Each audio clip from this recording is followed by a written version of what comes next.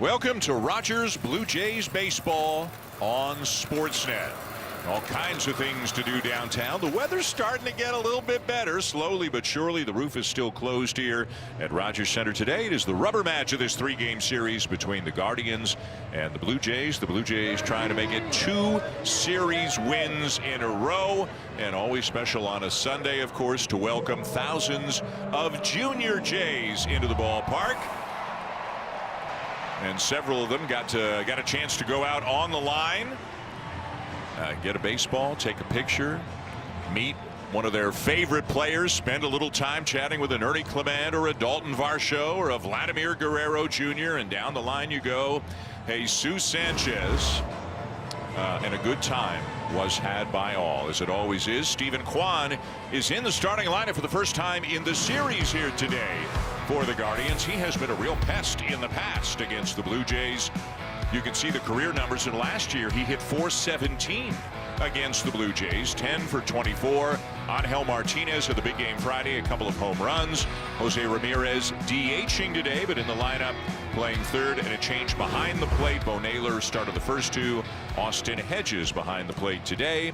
Patrick Corbin, Caleb, making his 4th start as a Blue Jay. Yeah, Corbin, the 36-year-old, making his 4th start. Last time out versus the Angels, had a really good outing. 5 innings pitched of 1-run baseball, 2 walks and 2 strikes out. I found it very interesting that he kind of ditched the 4-seam cutter type of combo and kind of went more sinkers with that fastball. He is going to feature slider, curveball, and changeup. I wonder if that was just based off of the Angels lineup, or if that's kind of a difference in strategy. See if he kind of leads that into tonight's game versus the Guardians. Against the Guardians on defense for the Blue Jays, making his major league debut, Yohendrick Pinango will play left field, Varsho in center, Sanchez in right field, making his 13th start there. Around the infield, Okamoto Clement slides over to play shortstop for Jimenez. David Schneider making his 2nd start at second base. Lenin Sosa, 3rd start altogether as a first baseman, 2nd for the Blue Jays, and Valenzuela is behind the plate. Pinango arrived yesterday, making a start today. There's got to be a lot swirling around his brain right now. His major league debut is happening right now. Much more on him as the game progresses. But first, Steven Kwan in the box.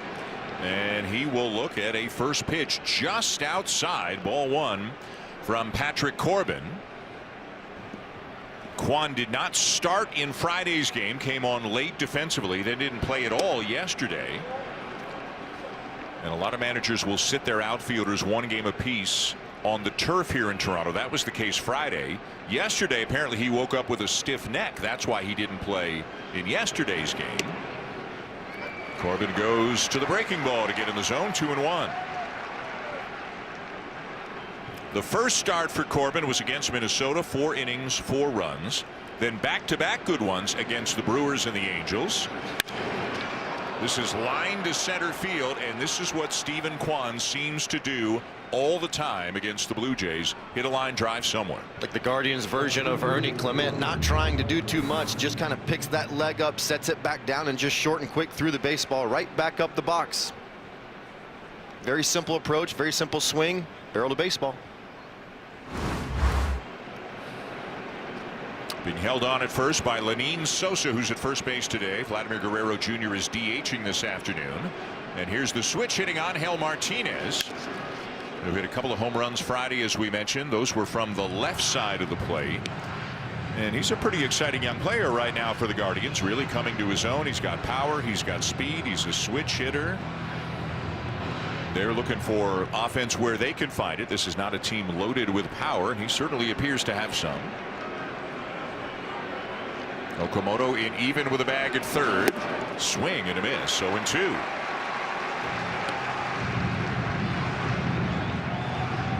Corbin not overpowering, as Caleb said. You'll see sinkers and sliders, and tops out at about maybe 92 with the fastball.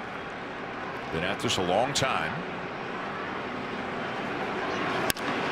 Ground ball to third. Tricky hop. Okamoto to second. 1. Schneider to first. Not in time. Boy, I think they did everything they could. Martinez just runs a little bit too well. Schneider waiting to see. They will not challenge. Wow. My eye test had him out, but check out the do-or-die play by Okamoto. That's one of those kind of tricky in-between hops. It's not hit hard enough to charge and don't really have enough time to go backwards. He's got to make that one play. Look at the close play right here. Is that big stretch from Martinez. Just beats him. So a fielder's choice for Martinez, and now here's Jose Ramirez. Another switch hitter. The Guardians have 4 of them on their roster, and they are all in the lineup today. So Corbin will face 7 batters batting from the right side, just 2 from the left side. And this has been Jose Ramirez's stronger side this season.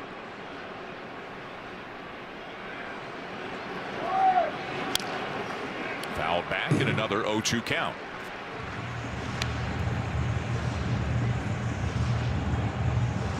You never know when you might be needed, right? Yeah, I'm trying to figure out who that is. Who's he imitating there? You see Jose Barrios in the background. Watching him, as Barrios is here with the team. He will make a start Tuesday for Buffalo. And that is a swing and a miss by Ramirez. Out number 2. It looks like a backup slider from Corbin. Sort of acted like a changeup. Look at that ball just kind of stay on the outer half. Good job by Valenzuela to really move those hands over to secure that baseball. Strikeouts are brought to you by Subway. Buy 1 foot long, get 1 free with a $0 delivery fee. Use the code to save on this Subway digital exclusive. So Corbin strikes out Jose Ramirez on 3 pitches. And now here's Rhys Hoskins with a swing and a miss, and it's 0-1. Hoskins will look down to third to see if anything is going on with Angel Martinez at first. Martinez does have 5 steals and 6 tries on the season. And he's running. The throw down by Valenzuela is in time. Brandon Valenzuela has some kind of an arm, and he showed it off right there. Stephen Vogt looking back to see if the Guardians will challenge, and they will. So hold your horses, everybody. Adrian Johnson, the crew chief. Cleveland is challenging the out call at second base. You got to be pretty confident to use it in the first inning. Did Schneider get the glove down on the arm, or did he miss the arm and just hit the dirt? Yeah, I think that's exactly what they're going to be looking at. Is there contact there before that pad gets into second base or not? Going to be really tough to be able to see daylight. Maybe this view gives it to us, but I'm not 100% sure. If overturned, would be really too bad, because look at the location of that throw from Valenzuela. Absolutely perfect. Right on the money, and that's what it would have taken to get Martinez. An absolute perfect throw. I don't know if he ever touched him. I'm not sure. Yeah. I mean, he was right in the vicinity, obviously, and you could see the sweep tag, but I don't know if the glove ever actually hit the arm or the midsection of Martinez. It certainly could help that the call on the field is out. Do they have convincing evidence? So what they need is convincing evidence that Schneider did not touch him. Sure. If there was an overhead, I'd feel really good about it. It doesn't look like it, but possibly the back of his wrist, maybe the back end part of the glove got him. It looks like he missed him, but I can't be certain, and I think that's what they've got to have, is certainty to overturn it.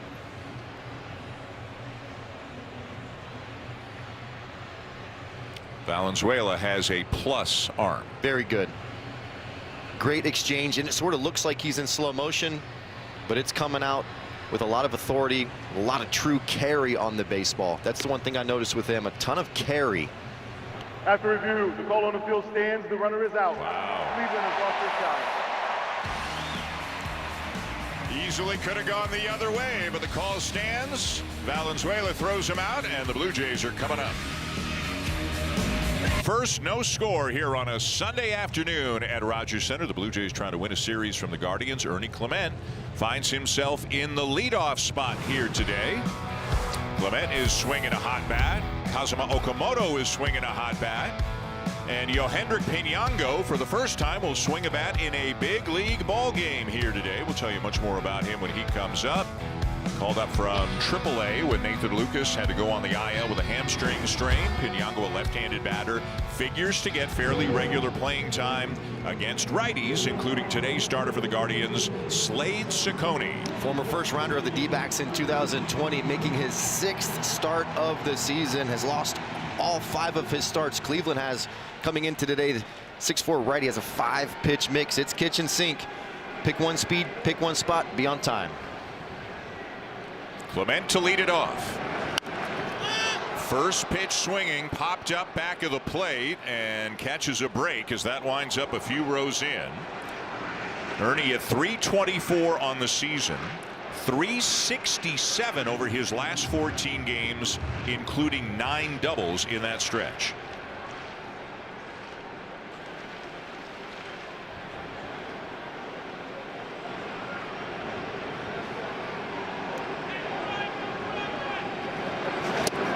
If you look at where his doubles have gone, a spray chart, everyone but one is right down the left field line. And Ernie joked before the game, that's his superpower, just hitting it over the third baseman down the left field line and running fast into second base. This one's left center, and this is going to split the outfielders and get to the wall. He didn't hit it down the line, but he can't help himself. He's hitting doubles all over the place. This guy's unbelievable. He just gets up there and just, he doesn't look like much at the plate. Kind of looks like a little unassuming, but it's a hanging sweeper, and look at him right out in front. This one gets some backspin on it. Look at the direction. That's what gives it that left center field gap. If he was out in front a little bit more, he would have hooked that down the line, but look at him. He's having a good old time, and how can you not love Ernie? That is his 13th double on the season. He is second in the majors in doubles. The number 2 hitter today is Dalton Varsho, who went 1 for 4 with an RBI single yesterday. The lineup looks a lot different, obviously. A number of players on the IL. George Springer close but not back yet. So Clement leading off today. Varsho up to 2. You know, Lucas had been leading off because he had been swinging the bat so well. Lucas leading off against righties, but now that he's on the IL, it looks different again. Lucas hopefully not out too long. It is a grade 1 hamstring strain, which is the least severe, but it's still probably 2 to 3 weeks.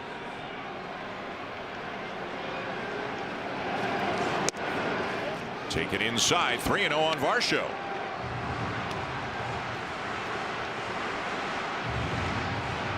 Turn him loose in the first. Love it. Step in the bucket, pull side.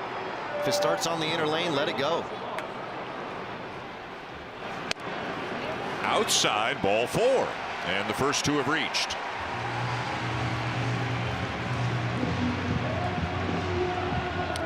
Blue Jays getting their first look at Ciccone, and now Vladimir Guerrero Jr. comes up in a promising spot, nice and early here today.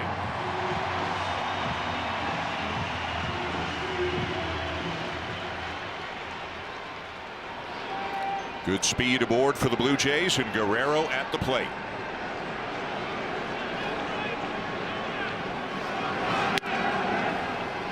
And Vladdy is challenging. This closer look is brought to you by Specsavers. Well done, Vladdy. Nice. So it's ball 1, and they've still got 2 remaining.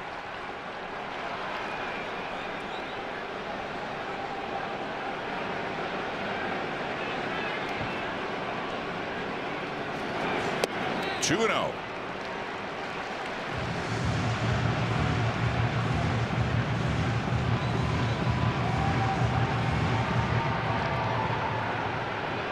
Clement at second, Varsho at first, and nobody out. Swings through a fastball, 2-1. That ball's got to move forward, Dan. 2-0, center cut heater, late. He's late, probably sitting soft, if I had to guess. But these are the type of kind of situations you'd love to see Vladdy kind of really let go, especially to the pull side. Be on time.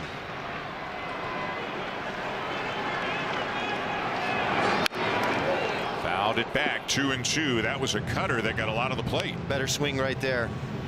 And I think that's kind of his go zone, is something kind of soft, nestling, middle up and away to kind of shoot that ball left center field gap. Now you got to battle.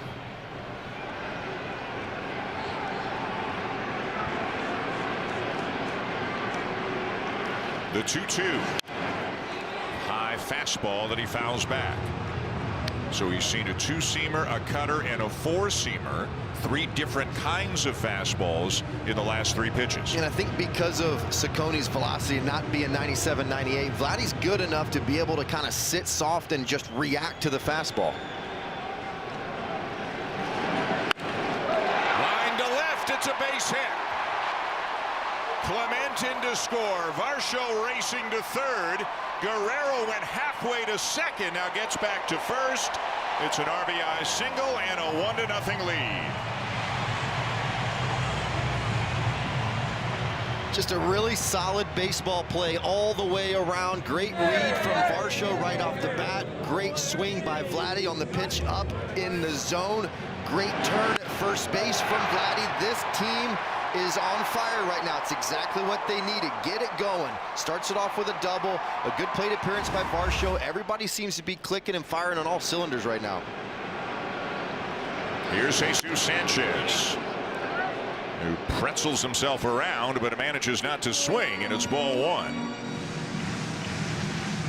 You know, as many injured players as they have, and they do, and as much as they have struggled at times to score this year, recently it's been a lot better. In their last 6 games, they have scored 33 runs. That's 5.5 runs per game.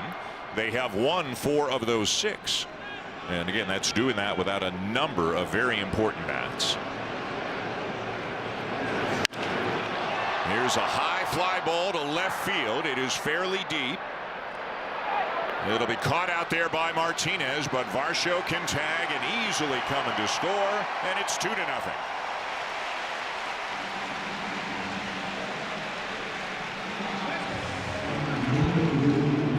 Sanchez gets the job done. It's exactly what you want to do when you're mounting a big inning. Don't give any sort of free passes away. He gets a hittable pitch down in the zone. He's able to secure that sac fly.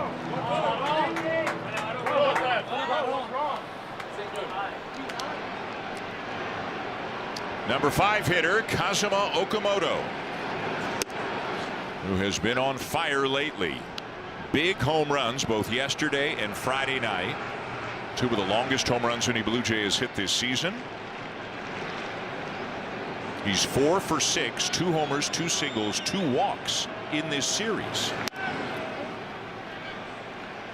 And Caleb, 3 of the 4 hardest hit balls that have come off the bat of Okamoto have come this weekend against Cleveland. Yeah, if you watched the Blue Jay Central before the game, Kevin Barker talked about him moving back in the box. I feel like that's really helped him out.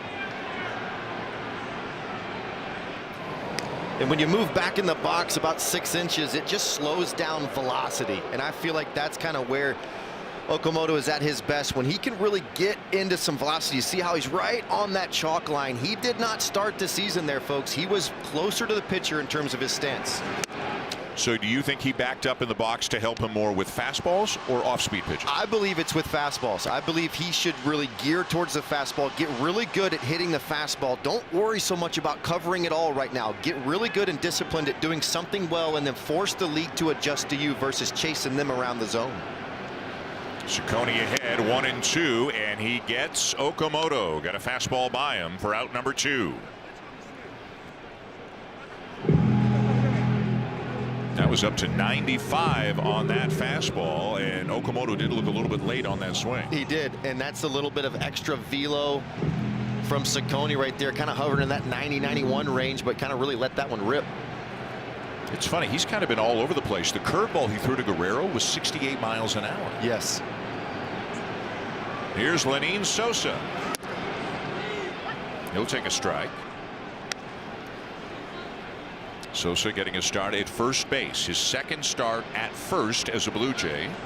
His third on the season. Did it once with the White Sox, but started 35 games at first last year. He's mostly a second baseman, but can play first and third as well. But let's be honest, the reason the Blue Jays are, most of the reason the Blue Jays are intrigued by him is what they think is in that bat. 22 home runs, 75 RBIs a year ago with the White Sox.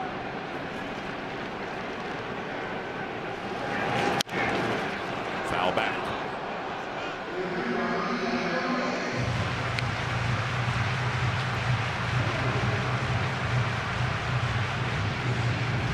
It started with a Clement double. Varsho walked. Guerrero an RBI single, and then Sanchez with a sac fly. Now 2 down and a 1-2 count on Sosa.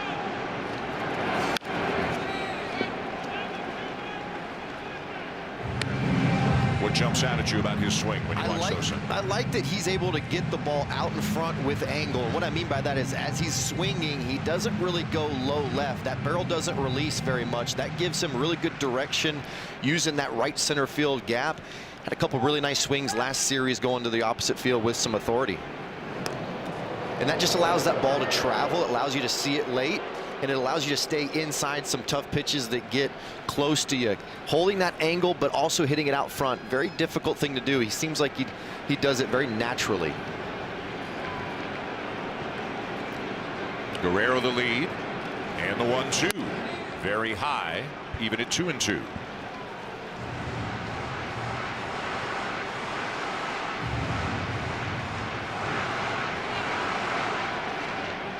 Yohendrick Pinango is on deck. He might get his first big league at bat here in the bottom of the first.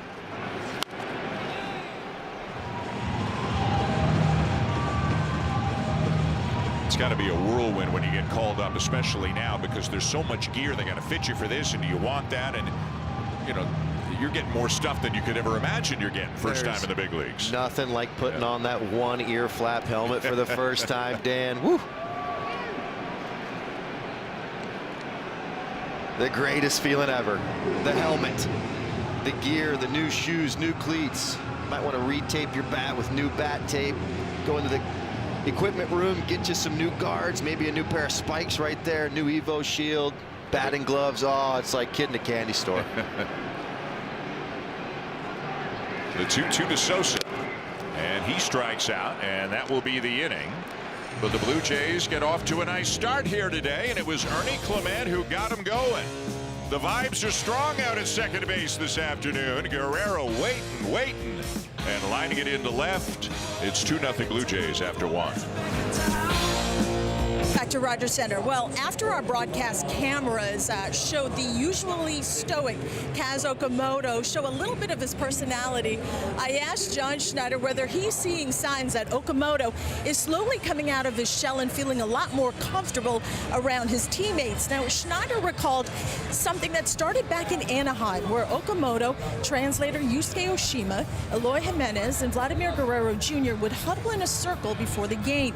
Each took turns sharing what they were thankful for in that moment, whether it be humorous or serious. From there, others started to join in. We've grown accustomed to seeing everyone have customized handshakes, but Schneider told me the more we can do things like this with him is really good for him. I'm told Dan Okamoto shares the same thing in every circle. He is grateful for the ability to play the game he loves. Guys? Really good stuff, Hazel. Thank you. And other people in that shot that maybe not everybody at home would recognize. You know, Eloy Jimenez, who was in there in both of those shots. Yuka Sanui, the team dietitian, is there. John Lannon, who is the mental skills coach, former big league pitcher, is there. Yusuke Oshima, as Hazel mentioned, the interpreter, so that Okamoto's message can get across and others' messages can get to him. But it kind of seems and feels like it just started organically, and that's maybe the best thing about it. Love that. Absolutely love that type of stuff. That's the type of stuff that really brings teams and players together. Crossing cultures, crossing all kinds of different barriers. You start weaving in there and get into his world a little bit. Patrick Corbin on the mound for the Blue Jays today. He is facing Rhys Hoskins, who was at the plate when Angel Martinez was thrown out trying to steal to win the top of the first.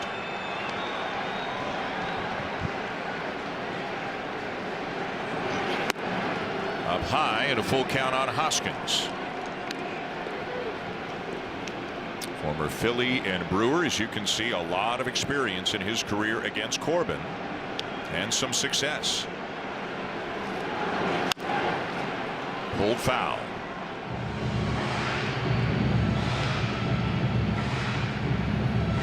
Corbin not overpowering, but needs to be around the strike zone, get ahead, and he's done a very good job of that the last couple of starts. George Springer itching to get back in the lineup, having fun in the dugout, as now Hoskins will draw a leadoff walk here in the second.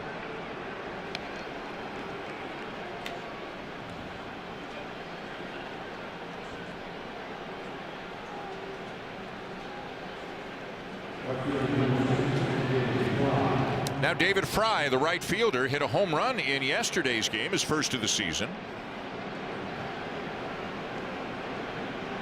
Big hole on the right side. Davis Schneider playing up the middle, and Sosa holding on Hoskins.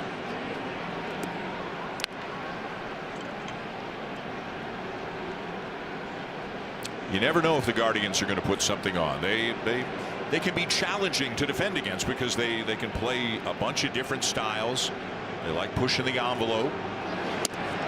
Whether it's start a runner, hit and run, bunt, whatever, you can call it small ball, whatever you want to call it. They're somewhat unpredictable in what they're going to do. And their team is set up that way, and manager Stephen Vogt has a lot of different tools in his toolbox to try and win baseball games, and that gives them a ton of flexibility based off of starting pitcher, based off of where they're at in the lineup. They can do a lot of things.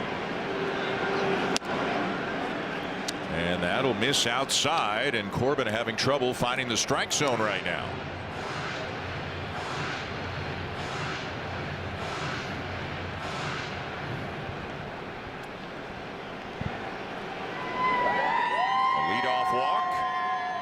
The 3-0, and that'll miss outside, and it's back-to-back walks. Yeah, he's got the two-way misses going. What I mean is he's got the arm side miss, and he's got kind of the pull glove side miss. As a catcher, there are times right now with veteran guys you might have to call the wrong pitch in the wrong zone versus the wrong hitter to get him back on track. Could that be a breaking ball to get him out in front? Valenzuela hopefully knows that, because shutdown innings after your team has scored are massive. He's put himself in a bit of a jam right here. Walks not something he has had a problem with in his first 3 starts, and not something he really ever has had a problem with. He is a command guy. Here's Daniel Schneemann. Swings through it, and it's 0-1. Schneemann did not start the game yesterday, came on as a pinch runner late. He was in the starting lineup on Friday night and hit a home run in that ball game. Went 2 for 4 with a double and a homer. 0-2.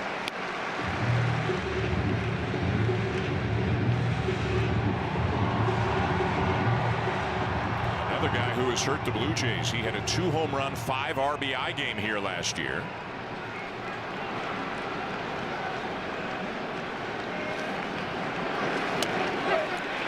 Valenzuela asked for the appeal, but it is called at the plate as a swing by Ramon De Jesus, so that is strike 3. A really nice bounce back at bat for Corbin. Just goes breaking ball to Schneemann. You can see that barrel traveling out in front. He went middle, down and away, and then lower. That's just chasing that ladder downward through the zone. If the hitter doesn't force you to stop, just keep chasing. Really nice sequence right there. That's a big out. Huge. Here's Juan Brito, the second baseman. He was hitting just 170 on the season, was called up a couple of weeks ago when Gabriel Arias went on the IL. There is a lot of talk amongst Guardians fans about Travis Bazzana, a first overall pick who plays second base. And when are they going to call him up? He's putting up good numbers at AAA. And the Guardians AAA team, in fact, was supposed to play. They're playing a doubleheader in Buffalo today. They got rained out in Buffalo yesterday. So the whole team came here and watched the game. The Guardians AAA team was in this ballpark, including Bazzana, watching the game yesterday. Fouled off 1-2, and Valenzuela shaken up.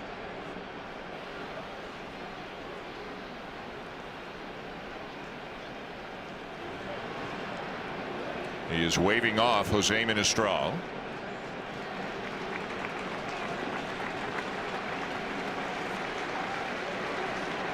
I'm telling you, every time a hitter kind of check swings like this and makes contact, seems like it gets you in an unprotected spot right on the inner left thigh of Valenzuela. It'll bring tears to your eyes. That stings. 2 on, 1 out. And the 1-2 to Brito. Got him. And Corbin with back-to-back strikeouts. Really nice depth on the slider here. He's going to start it on the outer half. Look at the grip. Watch him get over that baseball. And look at the depth at the last minute. Love those kind of backdoor type sliders finishing middle down. You get a lot of right-handed hitters out in front. Look how out in front Brito was. Very nice pitch. You can see the numbers, the success he has had with the sliders so far. Small sample size, of course. Here's the catcher and number 8 hitter Austin Hedges, who lines it to third. The catch made by Okamoto. And after walking the first 2, Patrick Corbin gets out of it unscathed. And when we come back, the first big league at bat for Yohendrick Pinango. Who knows what it feels like on the inside right now as he is walking to the plate for his first big league bat. 23 years of age, 24, 11 days from now from Venezuela. The Blue Jays got him at the deadline in 2024, along with infielder Josh Rivera for Nate Pearson in a deal with the Cubs. Good numbers at AAA. Swings hard, hits it hard. Swings hard, fouls it off. 0-1. Not really a huge home run hitter in his minor league career. More of a Jesus Sanchez type. Hard line drives all over the place. They'd love to get a little more loft in the swing. But as John Schneider said, he goes up there with bad intentions. Swings again, 0-2. Nothing wrong with hacking. They were both strikes. Love it. Get your sight lines all down here at the big league backdrop. Got a lot of time during spring training with the big clubs. So John Schneider, the hitting coaches, they all saw him a bunch. 0-2. Breaking ball up and away. Corner outfielder. Sanchez looking on everybody interested in a big league debut in a first big league at bat.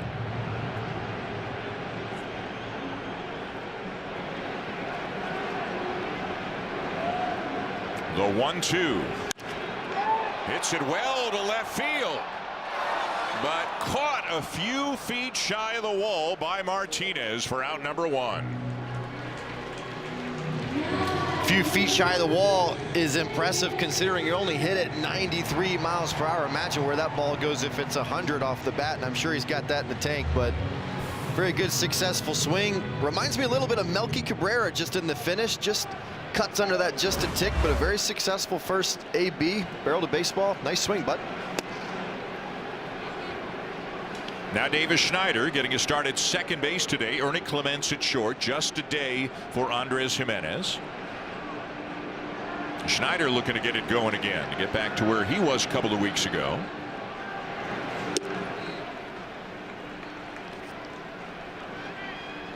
To your point about Pinango having 100 in the tank, he has hit a ball 115 at Buffalo this year. That is big time exit velocity. And a check swing tapper to first. Schneider retired, 2 down.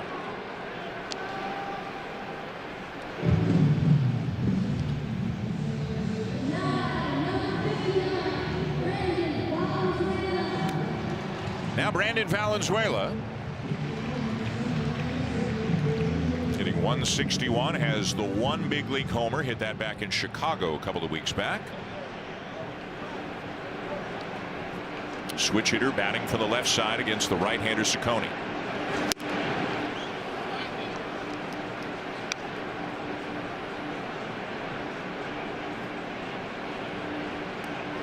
You're a big leaguer when they give you an iPad to look at that last at bat. That's right. Love it.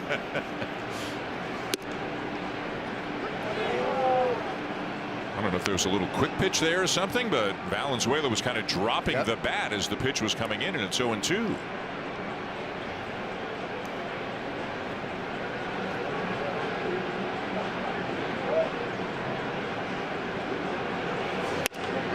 And strike 3 called. So Ciccone makes quick work of Valenzuela, and it's 2-0 Blue Jays at the end of 2.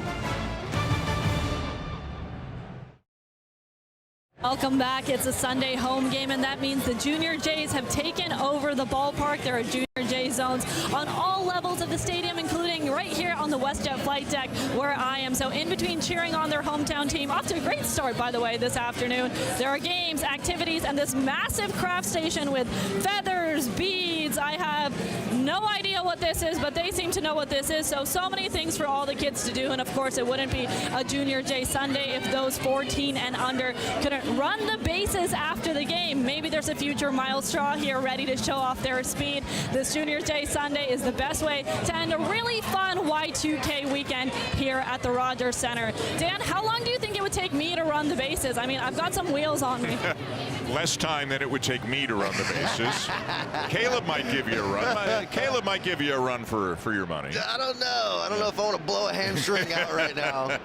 Always just a bit of a different energy, sound, vibe in the ballpark on a Junior Jays Sunday, and we love it. 2-0 Blue Jays, top three. Brian Rocchio, the shortstop, leading it off against Patrick Corbin. Rocchio off to a nice start with the bat this year, known much more for his defense. And with good reason. He is very good defensively. Was a Gold Glove finalist at shortstop a couple of years ago. But look at those numbers. That's a lot of production for a bottom of the order guy. And Rocchio will challenge. Batter challenges strike ball. Might have a case here. Looked a little low on the eye test, but it is considerably low. So the Guardians still have both remaining, and that is now a 2-1 count on Rocchio.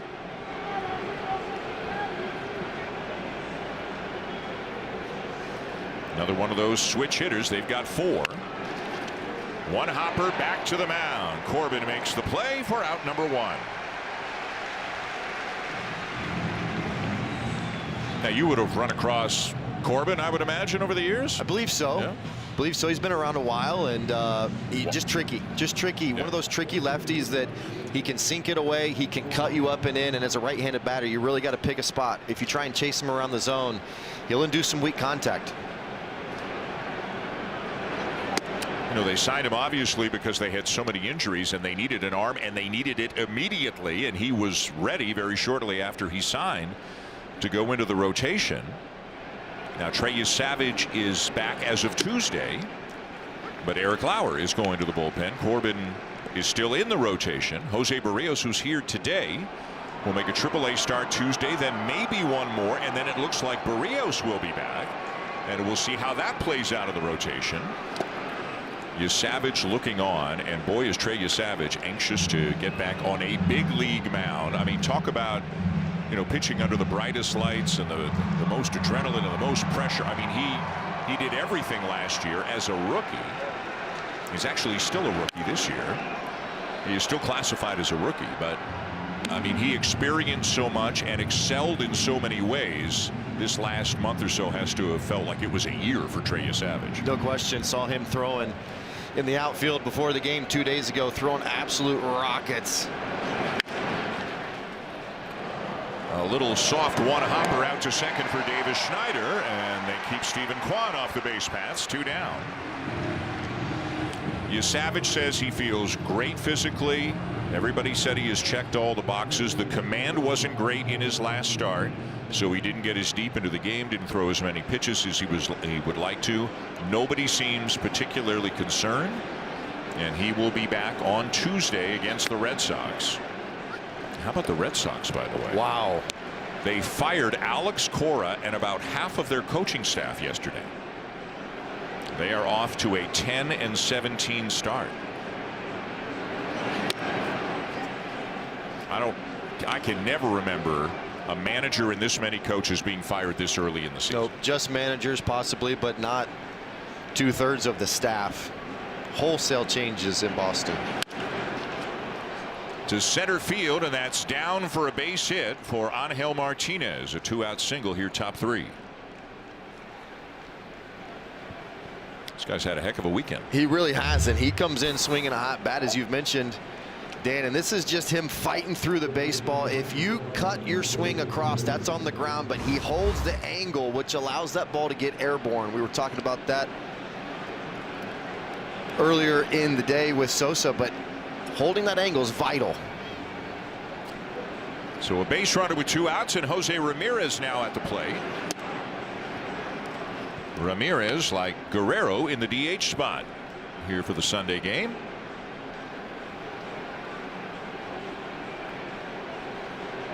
Ramirez, including the strikeout today, now 2 for 12 in his career against Corbin. Martinez looks like he wants to run over there at first base. Remember, he was already thrown out trying to steal a base in the first. And with Jose up, I just think you're trying to let the big boy for the Guardians really kind of put one deep and be very cautious with a cutter nestling middle down here. Bounced foul, 2-1.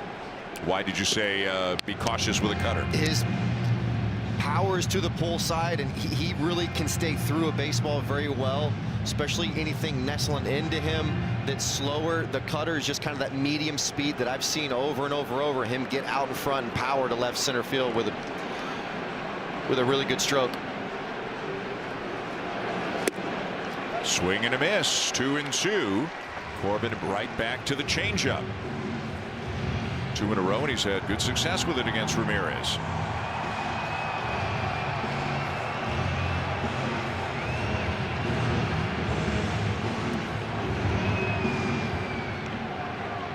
Pete Walker with catching coach Drew Butera in the third base dugout.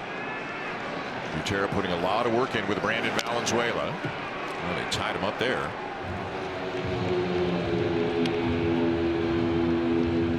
The cutter is the pitch which cost Corbin a couple of home runs in his first start, but his command in that first start was much different than it was in the second and third start. And that was a really good cutter. That's where you can get him, and if your location is good, it's a devastating pitch.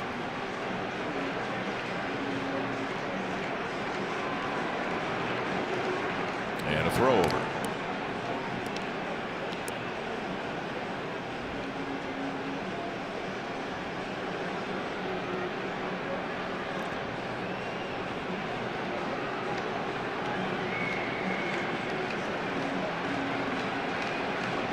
Martinez edging out the lead inch by inch, not going, and it's fouled off by Ramirez. Dan, you saw Drew Butera in that shot with Pete Walker. These are really good games to really kind of gauge the pitch calling of the young Valenzuela with a veteran on the mound. You've got a good situation here where this is the one guy in the lineup you don't want to beat you. You got a runner on, tie game possibly if he puts one out. How does he navigate this AB?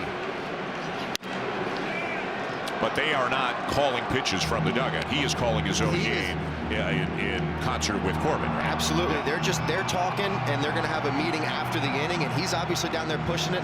From time to time, you might have Corbin hit the button on his transponder, but Valenzuela is giving suggestions throughout this entire sequence of events, and I like what they're doing. They went hard in, now they're trying to go soft away. They tried to go hard away to finish the AB. These are really good learning at-bats to dissect after a game, because it's moving really quickly during the game.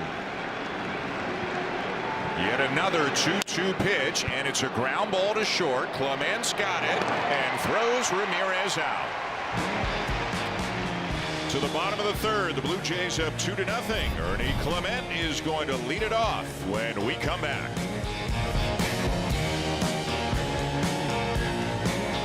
Welcome back. Ernie Clement leading off the third here for your Blue Jays, and he finished last night with a couple of hits and his team leading 11th multi-hit game of the season. His single in the 7th was notable because, as he showed us later on, he used Anthony Santander's bat in that plate appearance. Clement, who regularly uses different bats, told me he did it because Santander has left a lot of hits in that bat. There are hits and homers, he said, still in that bat for me.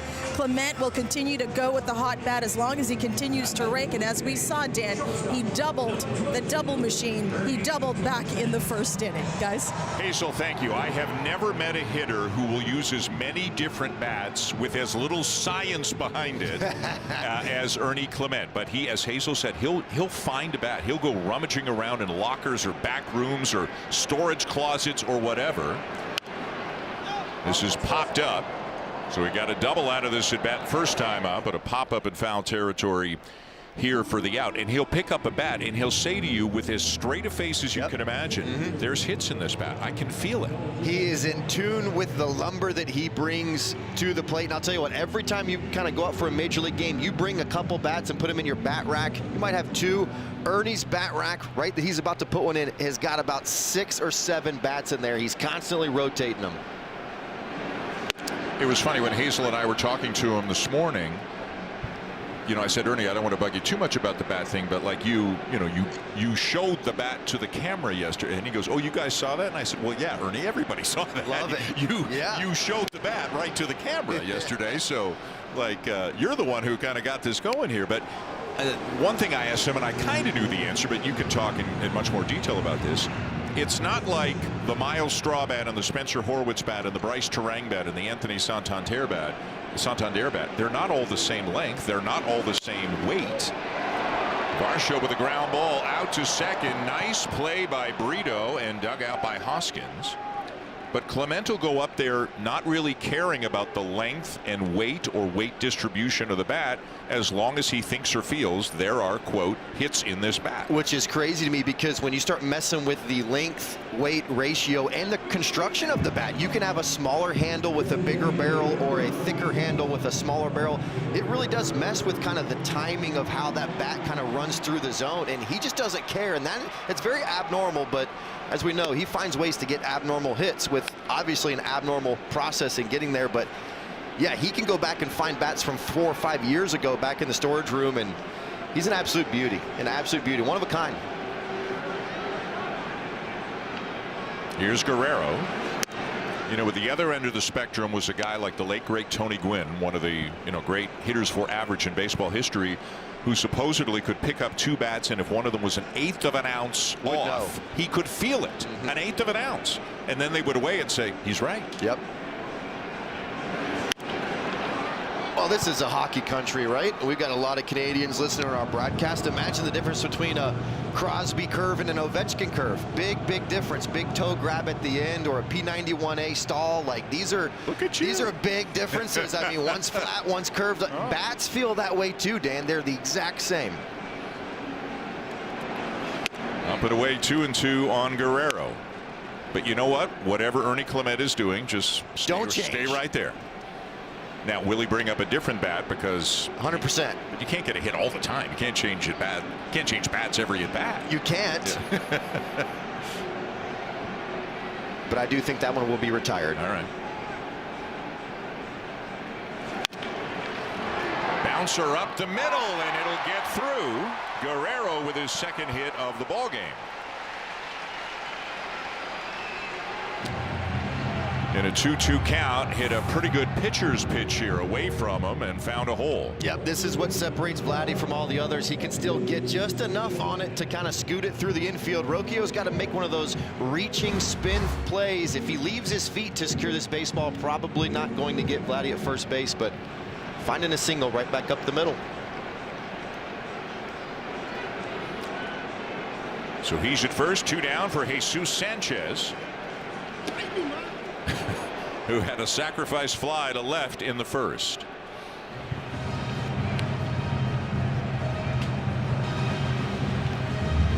He's got some funny takes. I don't know if you've seen it from now and then. He will, even some kind of Juan Soto type takes. He, as Fred McGriff says, little ball hurts, Dan.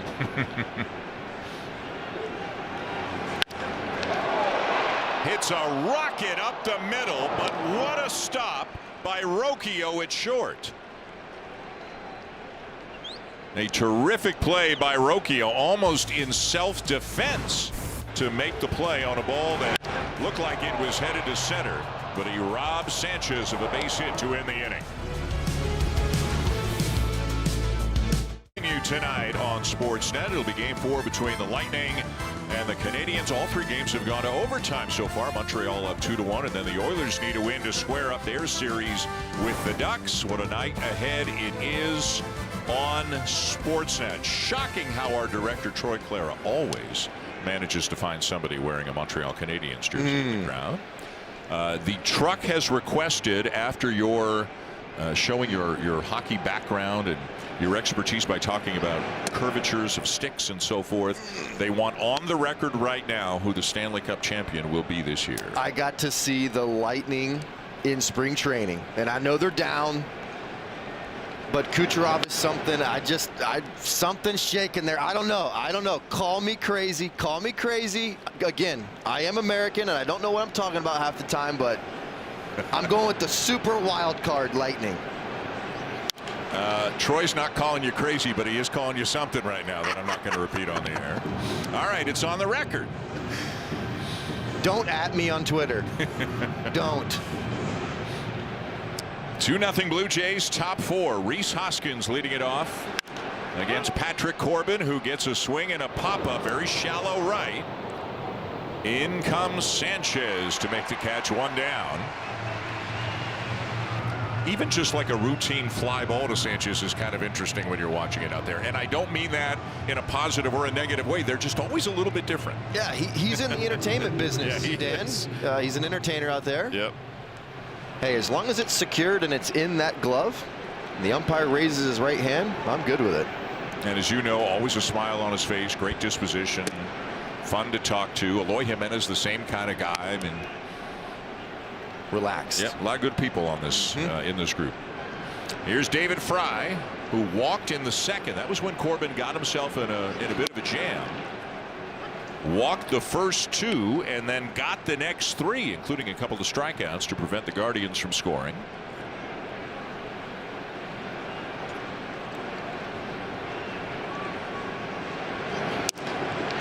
Missed away, ball 2.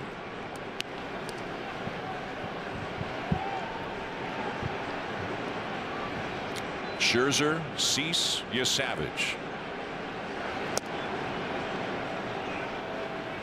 Even with what he did last year, Savage is still 22 years old. He is still right at the very beginning of what is hopefully a very long and productive career. And just imagine the information he's soaking in. Bouncer weakly hit to short. Clements got it, and he's got a lot of time to get Fry 2 down.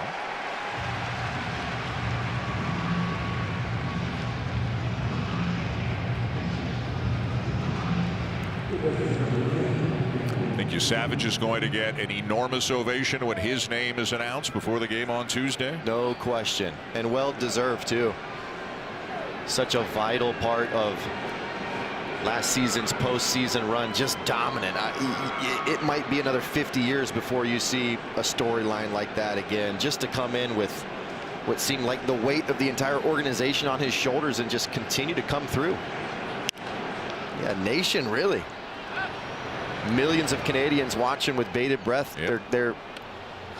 Their fate in the hands of a rookie, and he just dominated. I mean, had a phenomenal start against the Yankees in the DS, had a phenomenal start against the Dodgers in the World Series, and they are thrilled to have him back.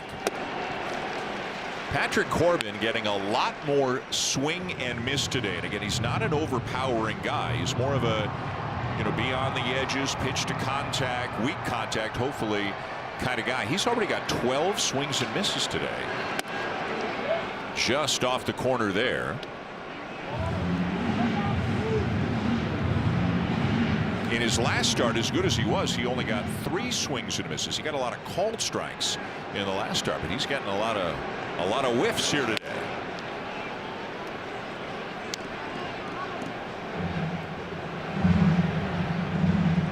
Is mixing it up. The sinker, the slider, the changeup, some cutters, and the odd 4-seamer.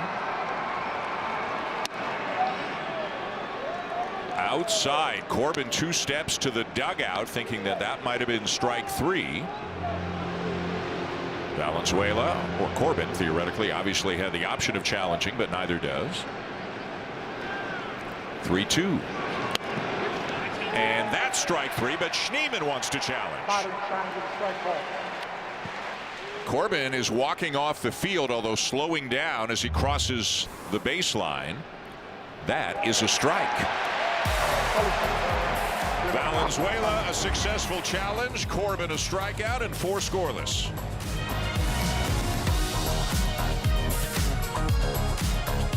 During the game, When the Blue Jays get a hit, you could win amazing prizes courtesy of Rogers Beyond the Sea.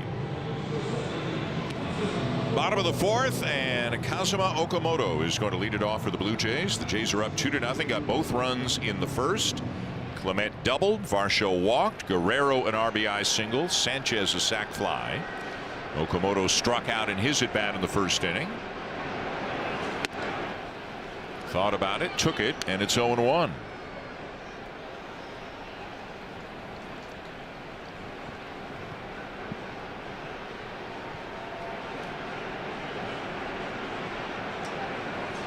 It feels like over the last week or so, Caleb, maybe a little bit more than that, as the bat has heated up, that the defense has gotten stronger as well. He's making more plays. I don't know if that's a coincidence or if doing well at one helps you relax with the other as well. No, it's not coincidence at all. A lot of times we worry about the defense suffering when a guy's kind of going through it, much less a guy that's coming over from Japan trying to get his feet wet. Just the uncertainty of his game, playing deeper at third base. Bounces one towards third. Schneemann will charge and get him one down. Schneemann can play all over the field. We talked about him on Friday, a 33rd round pick who has turned himself into a very important part of this team.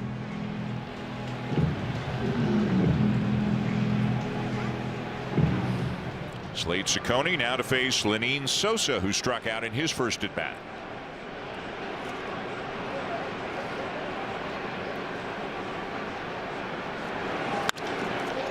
In the air, left center field. Can anybody get there? A sliding Angel Martinez makes the play.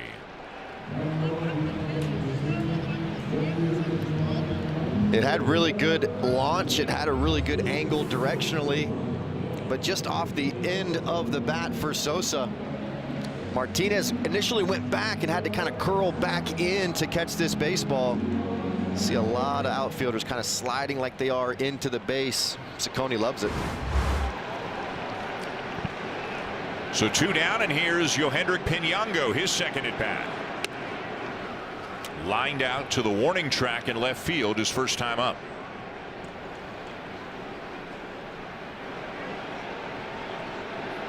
.288, 3 homers, and .858 OPS with Buffalo this year.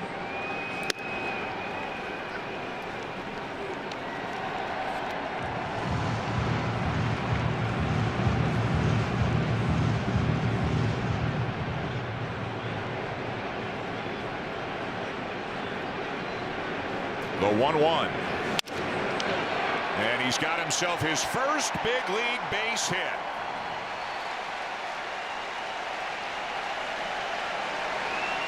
Vladdy wants the ball. Pinango hugging Mark Budzinski, a moment that Yohendrick Pinango will never forget.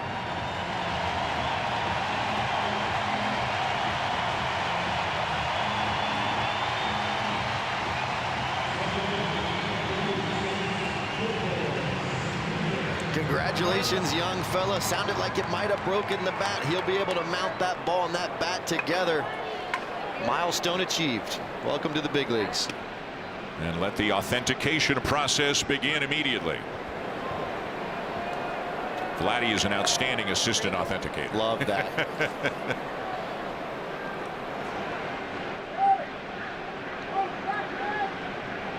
Pinango at first, and here's Davis Schneider, who grounded out in his first at bat.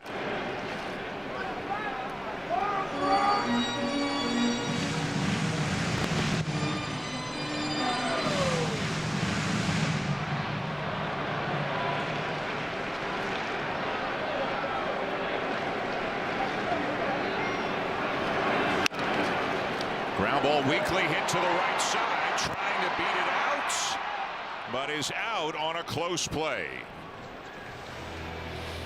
So the inning is over, but Yohendrick Pinango has his first major league hit, dropping it into center field. Congratulations to Mr. Pinango. Welcome back. We're still in the midst of Junior Jays Sunday here at the Rogers Center, and it's so great to see all the families and the kids enjoying the games, activities, along with the ball game. Now you can join in on the fun during Sunday afternoon home games. The next Junior Jays Sunday is actually on May 10th, which of course is Mother's Day. So bring mom down to the ballpark to catch a game. Enjoy the games, activities, but the most fun part is what I mentioned earlier. If you're 14 or under, you get to run the bases after the game. Now guys, I heard you talk about how Ernie talks to his bats, and back in my hockey days I used to talk to my sticks all the time. One of them actually had a message to send me during that 4th inning, and that's that Caleb should probably change that Stanley Cup prediction. I know. It's pitiful. That might come back to bite you. It's pitiful. I'll agree. 2-0 Blue Jays on a Junior Jays Sunday here at Rogers Center. Blue Jays got 2 in the bottom of the 1st. Patrick Corbin back on the mound to begin the top of the 5th. A liner past a diving Ernie Clement and into left. That's a base hit for Juan Brito. Just the 3rd hit of the game for the Guardians. Brito comes out swinging right out the gate, and it's just out of the reach of Clement. You see how he shaded just a little bit towards third base. Love the effort by the shortstop. Number 8 hitter Austin Hedges lined out to third his first time up.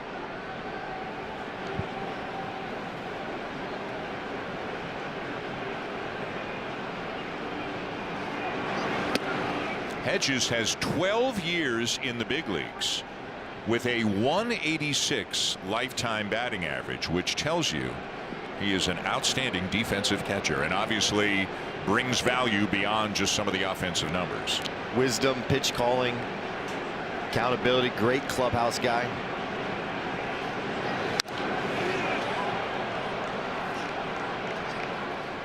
Premier framer, could throw.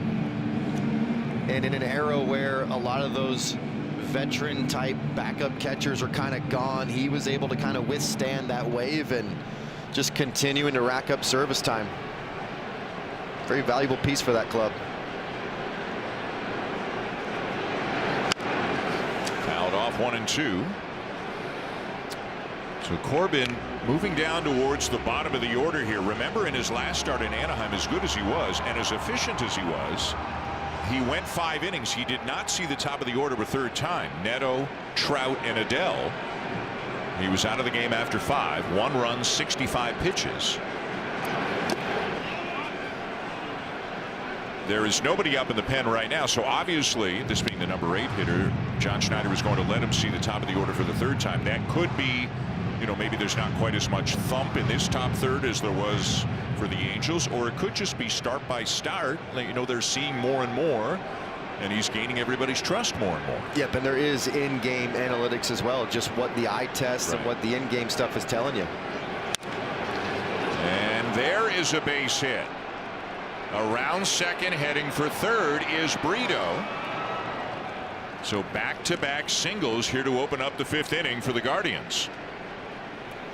It's a well-located pitch at the bottom part of the zone. It looks like Hedges just kind of gets the end of the bat on the baseball, is able to kind of flare it right into center field. And of course, Brito reads it right out the gate. Look at this changeup down and away right off the end. He slices underneath it to get it airborne. And that's what the Guardians do. They'll go first to third. You read this right off the bat as a runner. You know it's going to drop, and then they're going to test the arm of Varsho. Even a really good arm in center field, probably not having to play on that because it was hit so softly. And you saw those 2 hits, enough for Pete Walker to go to the phone, and they will get somebody up. Here's Brian Rocchio. And that somebody is Braden Fisher.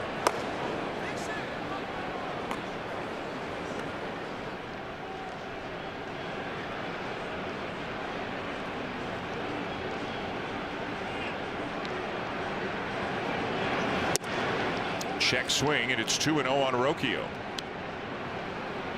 Top of the order right after this. Kwan, then Martinez, then Ramirez if it gets that far.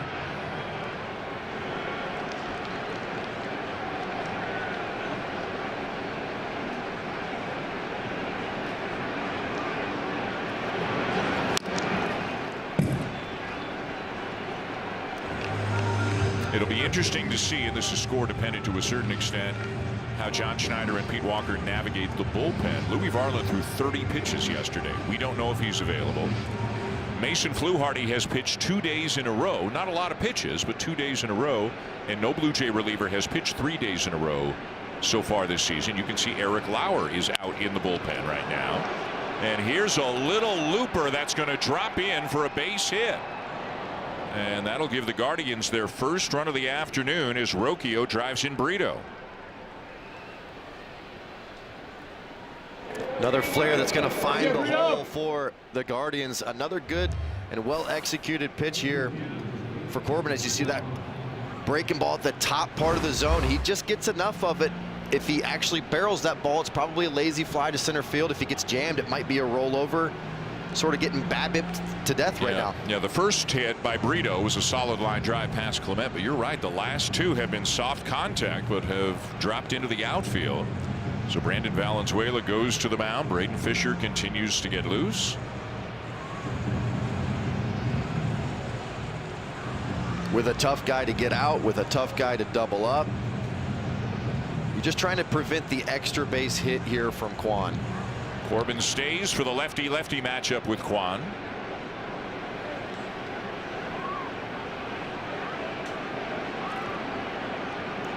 Okamoto in on the grass at third. And that's a strike, 0-1.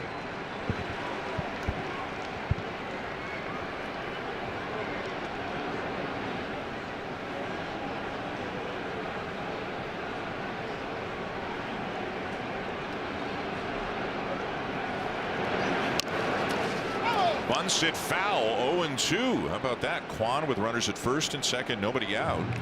Trying at the very least to advance the runners, but probably really thinking about getting a base hit out of it too. Yeah, a bit of a sneak attack there from Kwan. I know it's nitpicky, but I'd love to see Valenzuela just wait a half a second because it was right in front of the plate. I'd love to see him wait, try and grab that ball and make it out at third base next time.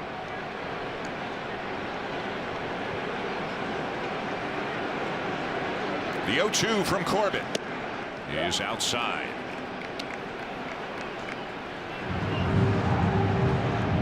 Up to 80 pitches now. He threw 85 in his first start. That's the most that he's thrown.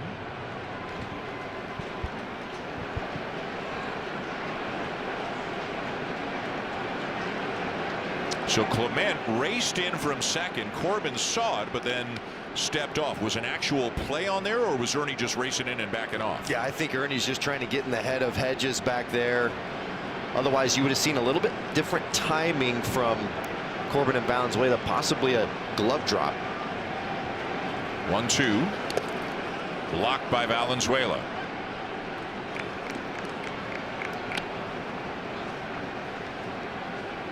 Got to be really conscious of your setup here as well with a catcher at second base that has the type of service time Hedges has. If you set up a little bit too far outside too quickly, Hedges is using those arms to possibly indicate location as to where Corbin might be going. Now the 2-2. Sprayed foul. This is when he can become even tougher. 2 strike counts and just hard to put him away.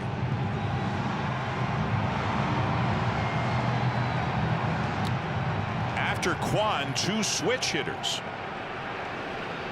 into Martinez and Ramirez.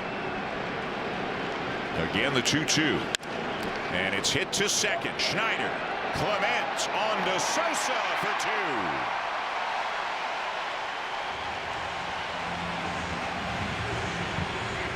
2. Well, we said he was hard to double up unless he hits it hard right at a defender. This is exactly what Corbin needed. Good flip from Schneider, and Clement's got plenty of time to secure the baseball. Watch his backhand flip. Love that flip. Good patience and footwork from Clement there, understanding the timing of the play. So 2 outs and a runner at third, and Corbin to face Angel Martinez, who's 1 for 2. And he hits a ball to left field and deep and off the wall. An RBI double for Angel Martinez, who continues to have a whale of a weekend here, and that's going to tie it up at 2. And all the damage, Dan, has come via the pole side. This is another cutter. We talked about how dangerous that pitch has been for Corbin in his 10 years of Blue Jay. Watch that cutter, doesn't get all the way to the inner part, and that allows Martinez to get barrel to baseball. Might be the end of the road for Corbin.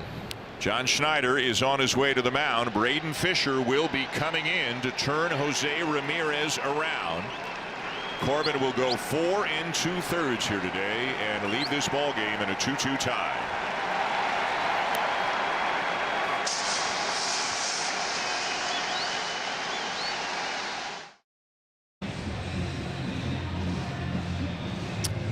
Braden Fisher on the mound for the Blue Jays. This game is now tied. The Guardians have scored twice here in the 5th. Fisher worked a scoreless inning on Friday night and back out there to face Jose Ramirez. 14 pitches, 7 for strikes on Friday. Had a walk and then 3 flyouts. Second time. Oh! They do not get him. Boy, this is something they do more with Fisher than anybody else on the team. He's had 2 pickoffs and I think 1 throwing error doing this at various points this season, but they obviously feel confident with him executing this. And no challenge. I love it. Just settle into the inning. No siree, Bob. Look at Clement right behind him. That's a glove drop from Valenzuela. That was pre-called before he even threw that first pitch. Probably called, Dan, as soon as he came into the game. The first thing he got on the mound was, hey, first pitch, we're going to back pick right here. And I love that. John Schneider might have even said it on the mound, like DeMarlo Hale might have said to Schneider, this is a guy you might be able to get. Love that. And Schneider might deliver the message when he makes the pitching change. With the lefty Ramirez up, Clement's position was already going to be there. They obviously trust Fisher. Now it looks like they might be putting him on, Dan. Yep, an intentional walk here for Jose Ramirez.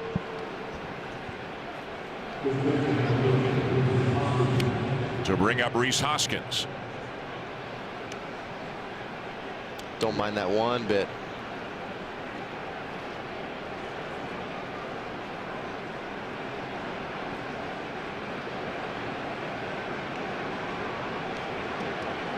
So 1st and 2nd, 2 down. Hoskins a walk and a fly out.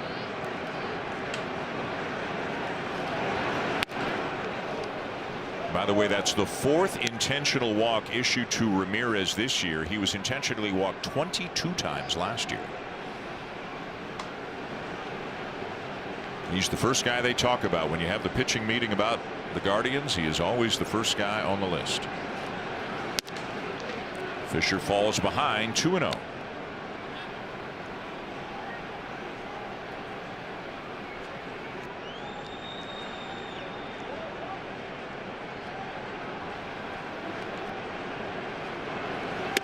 Now 3-0. Yeah, he's got to get over these breaking balls right now. He's underneath it, leading with the wrist. That's what creates that ball high in the zone. Be really careful. Hoskins really known for hitting medium speed a long way.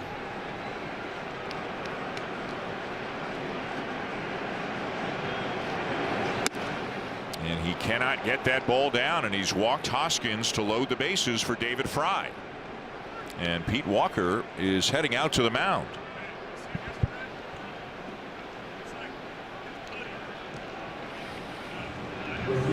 If Fisher has an issue, this is it. The breaking ball staying high. Yep, and a lot of times with the way his motion works, the way he falls off and kind of leans towards that first base side, it's really easy to let that arm angle drop just a little bit and then release it underneath. If he can lean and get his arm up above and get over that breaking ball, that's when we see that really nasty bite. A lot of times right in these types of situations, you're trying to get one pitch to get him back on track. Is it a fastball down and away, or is it a slider? Is it a curveball? Is it one of those variations? Maybe a setup change from the catcher and getting further out, higher target, lower target. These are all things that they know to get him back on track.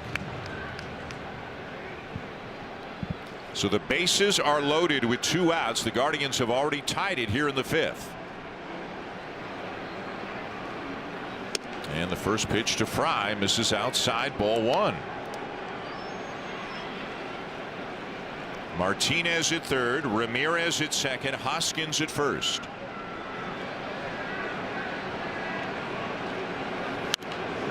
Goes to the fastball to get in the zone, and it's 1-1. Now I can almost guarantee you the breaking ball behind this one will be a good one. You got to get over that fastball quite a bit to get it down in the zone like that. Usually that's a reset in the hand placement.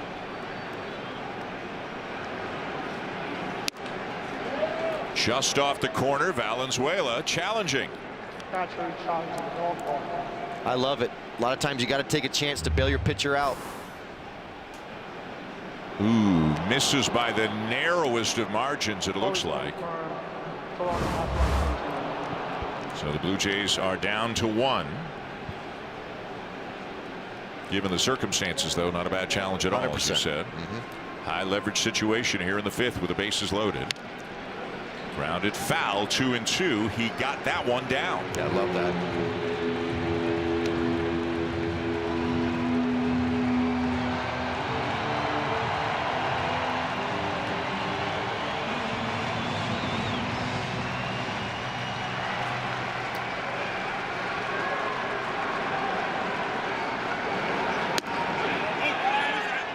Strike 3 call. But wait. Ramon de Jesus was deliberate with the call. And is there a catcher's interference call potentially here? Is that what David Fry is saying? I believe so, Dan. Believe he's trying to tell his manager, I touched his glove. Doesn't look like there's going to be a challenge, No, though. it does not look like they will take that into account. It is strike 3 called. He got that curveball down. The half inning is over. It's tied at 2. Let's go to Jamie Campbell for an update.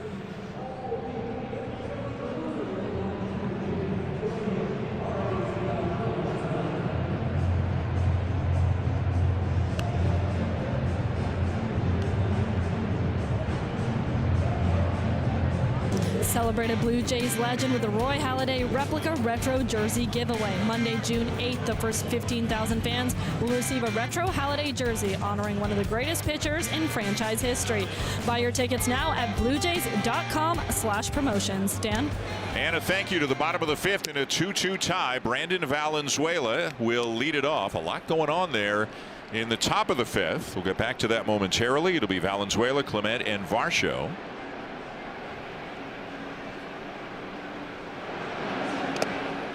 So it did look, well, it did. It more than looked like. The bat of David Fry did hit the glove of Valenzuela. But the Guardians have already lost their challenge. Remember, this is different than ABS challenges, automatic balls and strikes. Remember, they challenged the caught stealing out at second base. So they are without a challenge. So they couldn't. It is a reviewable play, but they were not able to challenge it. And a good thing for the Blue Jays, they didn't, because you think this is catcher's interference. It is. It's Yeah. egregious, too. Watch the barrel of Fry. It's not only on his glove. It's on the pad. It's up the middle of the glove. That was egregious. And I'm a little bit shocked that Ramon de Jesus didn't catch that. And again, if that's called, every runner moves up. They take the lead. Same scenario for Fisher.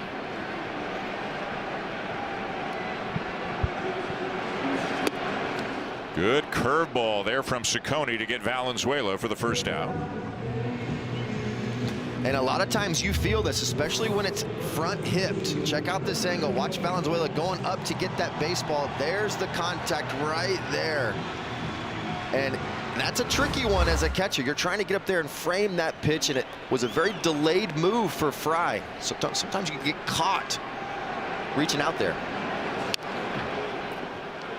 Top of the order, Ernie Clement, 1 for 2, doubled and scored in the first when the Blue Jays scored both of their runs.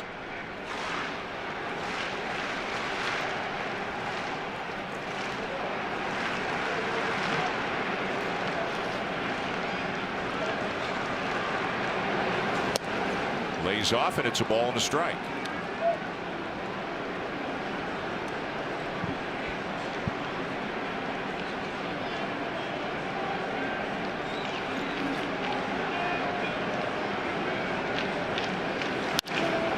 Off the end of the bat and up the middle to the second baseman, Abrito, for the second out. And after a rough first inning, really just the first 3 batters, when the Blue Jays did their damage, Ciccone has really settled down. Started to really induce some weak contact, added a couple slide steps in to kind of protect his stuff. Has been efficient 65 through 5. He's starting to really settle into the outing, and this is what really starts to frustrate the coaching staff for the Blue Jays. When you got a guy that's bleeding, you got to really kind of bury him. Challenge coming from Hedges.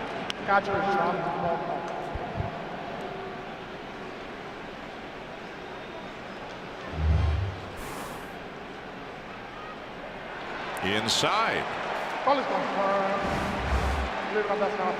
So the Guardians are out of challenges. Fairly early in this game. Blue Jays still have one remaining.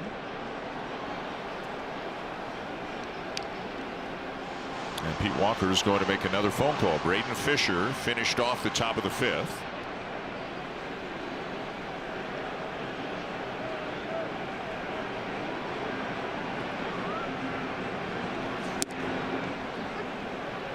And now Varsho wants to challenge. Boy, we have had a lot of challenges in this game already today. And he is successful. Oh my goodness. Does it get any closer than that? Wow. What an eye. So the Blue Jays still have one remaining.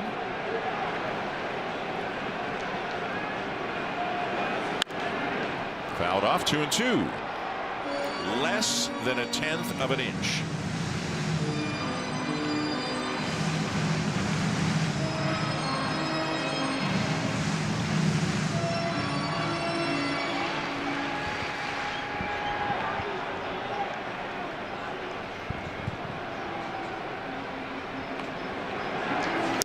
Swing and a miss at a fastball to get him, and the inning is over. Through 5 here at Rogers Center, the Guardians and the Blue Jays are tied at 2.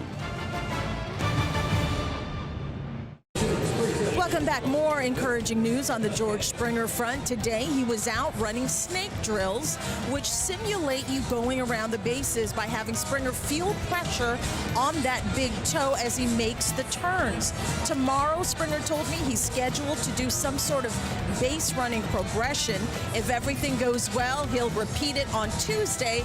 And then he smiled and said, "We'll see." And you know Springer's feeling good because we saw plenty of his infectious smile and laugh out there pregame. Dan. Hazel, thank you. Yeah, you always got to do base running before you get the final go-ahead. So it sounds like Caleb at the earliest Wednesday in the final game of the series against the Red Sox, if not possibly Thursday in the opening game of the series in Minnesota. Boy, would they love to get George Springer back at the top of that lineup. Braden Fisher back on the mound. Daniel Schneemann to lead it off. And a curveball in for a strike.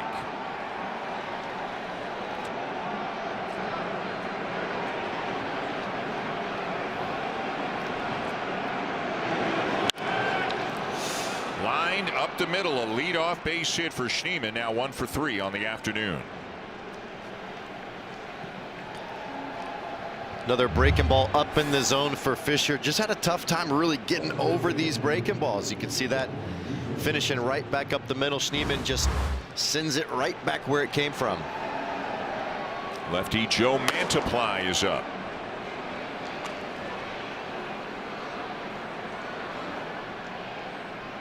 The batter is Juan Brito.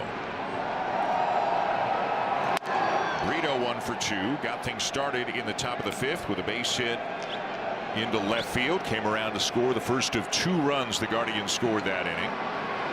A long look down to his third base coach. The third base coach for the Guardians is Rouglas Odor, who is a cousin of Rougned Odor, the former Texas Ranger involved in the fisticuffs with Jose Bautista, etc. But this is Rouglas Odor.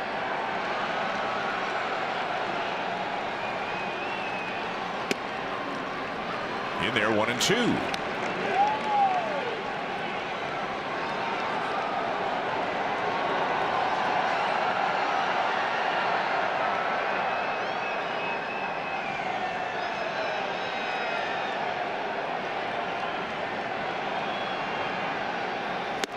And a fastball to get him.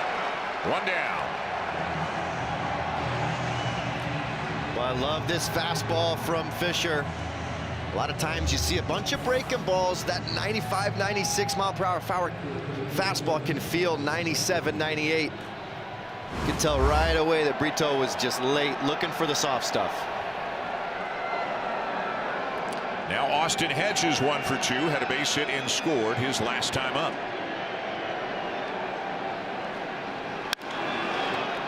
Great stop by Okamoto. They get one.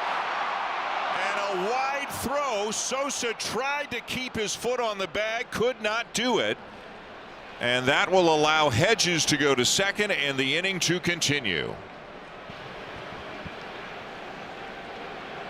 Well, fantastic stop by Okamoto at third base, and because it's Hedges running and because of the speed of the ball, that is a one-hot shot to third base, excuse me. I think Schneider had a little bit more time than he thought. Now the throw from Okamoto takes him up the line a little bit, and you'll see him just kind of really turn and just go. But look at it, it's almost behind Okamoto. Watch how that throws up the line. See how Schneider's off balance there? I think if he knew it was Hedges, he might have taken an extra step to fire a strike. Set his feet, come over the top more. Yeah, just because Hedges is a little bit slower of a runner and the speed of the ball. Now the throw made him get into that position, but if you know it's Hedges, maybe you set your feet because you got plenty of time on the back end. So an error on Schneider. Runner at second, 2 down. Brian Rocchio lifts one in the air, shallow right. Jesus Sanchez coming in to make the catch, and no damage done against Fisher.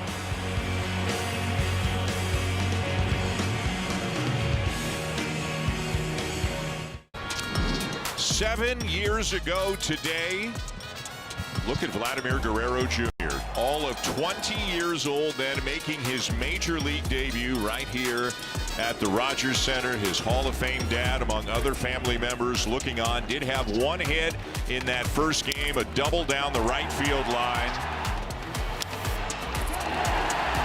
And was pretty fired up when he got to second base. Look at him go. He's had over 1,100 hits in the last 7 years. A big smile and posing with the baseball, and boy, what a 7 years it has been. And remember, this is year one of a 14-year deal, so hopefully a lot more memories to come in a Blue Jay uniform for Vladimir Guerrero Jr.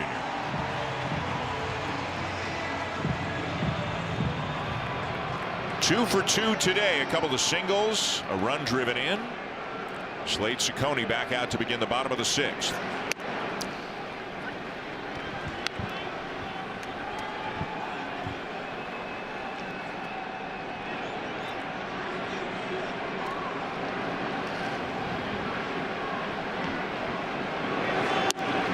Breaking ball outside.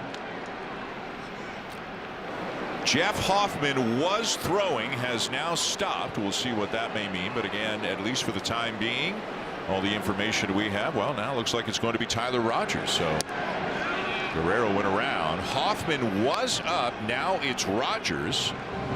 And my best and maybe only guess, Caleb, is that it's the top of the order coming up. It is Kwan, Martinez, and Ramirez, and that the choice may be to go to Tyler Rogers against the top of the Cleveland lineup. But we'll see. Jeff Hoffman is going to be used, 2-2 now, is going to be used in, pretty important spots, just not necessarily in the 9th inning. And given that Hoffman hasn't pitched in the last 4 days, I think he's definitely getting into this game somewhere. Yeah, agree. He really will pitch today, I believe, and I think he's going to come out with some good stuff.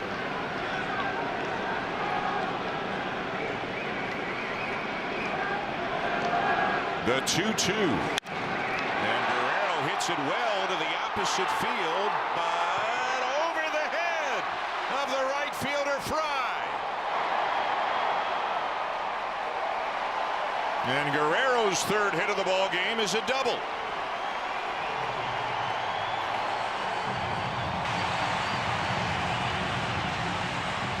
Well, with 2 strikes, you got to really protect, and it looked like Ciccone was trying to play keep away with Vladdy that entire AB. That's a fastball up, out over the plate. He just goes with it. And I think he feels like he got it right there.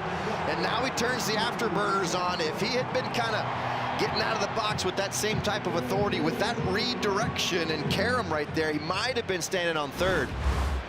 His 4th 3-hit game of the season, and the Blue Jays looking to reclaim the lead. Jesus Sanchez, the batter. A sac fly and a ground out. And the ground out was no ordinary ground out. He hit it about as hard as he can hit a ball. But a tremendous play up the middle by Brian Rocchio, the Cleveland shortstop.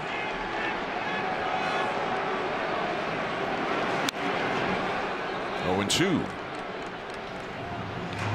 In the Cleveland pen, left-hander Tim Herron.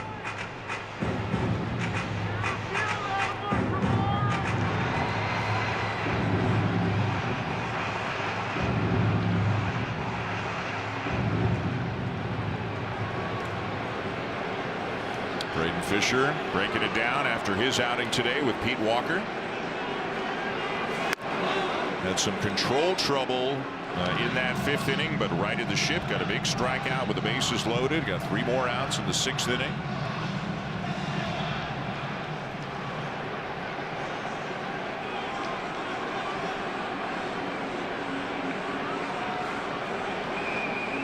The 1-2 pitch.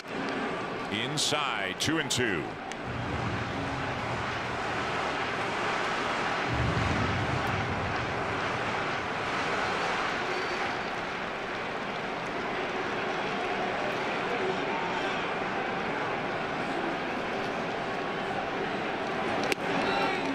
And a little high. It is full now on Sanchez. Okamoto on deck.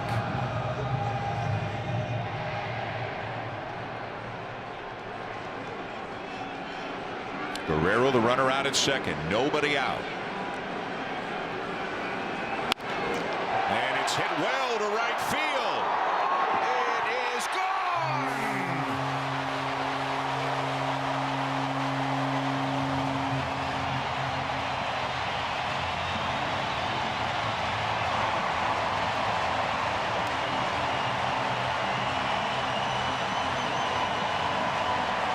He got a 70-mile-an-hour curveball up in the zone, and on a full count pitch, hit it on out of here, and it's 4-2 Blue Jays. That's the raw power that the Blue Jays were looking for when they traded for Sanchez. He possesses it. He doesn't even get every bit of this. Only 98 off the bat, but perfect launch, perfect direction. What a swing.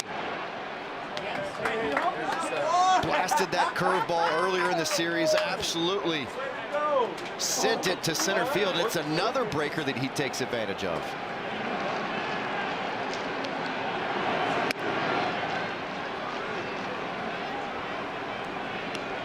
You know, you think about hitting in the cleanup spot behind Guerrero, the way that Guerrero is going right now, which not as much power as we normally see, but on base all the time between the batting average and the walks.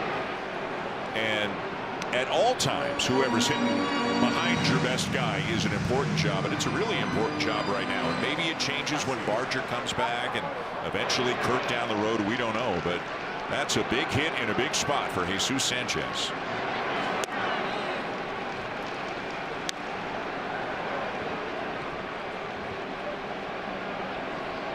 He's got 3 RBIs today now. The sac fly in the first, the 2-run homer here.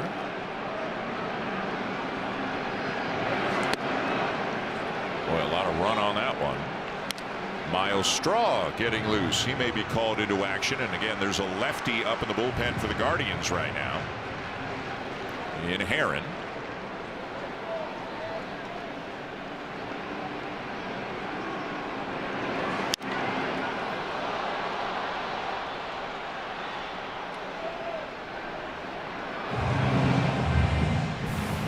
Another beautiful swing. It's a hanging breaking ball. The threat of power always gives pitchers a little bit of anxiety. I guarantee you he's trying to go down short with that pitch, but knowing he's got to bury it, knowing that he's in a position of power, he hangs it. Sanchez bangs it. Okamoto lifts a fly ball to shallow right. In comes Fry, and he'll make the catch for the first out. And he took a couple really nice front hit pitches earlier on in the at-bat from Saccone. And look at the balance. I mean, doesn't even get every bit of it, but the ball just trampolines off of his bat. A very rare tool that when you see it, it stands out, and it surely stands out in Sanchez. So it's 4-2 Blue Jays. Here's Lenin Sosa 0 for 2.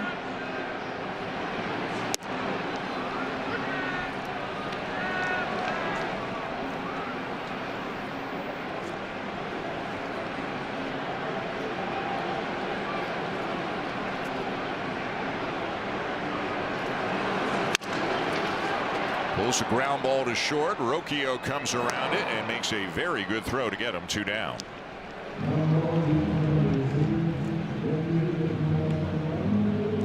And Stephen Vogt, the Cleveland manager, is out of the dugout. He is going to make the move with the left-hand hitting Yohendrick Pinango due up. Vogt will go to his lefty out of the bullpen, Tim Herron.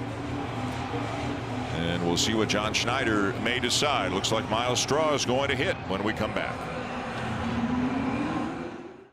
Heavy hitters with live Blue Jays and MLB games, plus hit shows from the biggest networks in TV. Bundle today at sportsnetplus.ca. So it's 4-2 Blue Jays now after the home run from Jesus Sanchez. And here's Miles Straw to pinch hit for Yohendrick Pinango, and this serves 2 purposes with a lefty and Tim Herron on the mound. John Schneider gets a right-handed bat in there against him, plus he can obviously keep Straw and his defense in the game. Now that the Blue Jays have the lead, you can see a very solid start to the season for Herron, and you could say the same about Straw.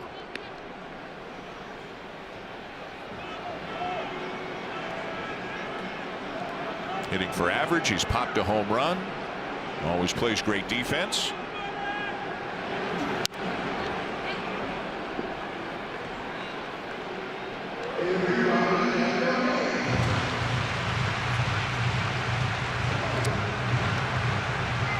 Fisher and Max Scherzer in conversation. Scherzer scheduled to get the start in the final game of the Red Sox series Wednesday afternoon.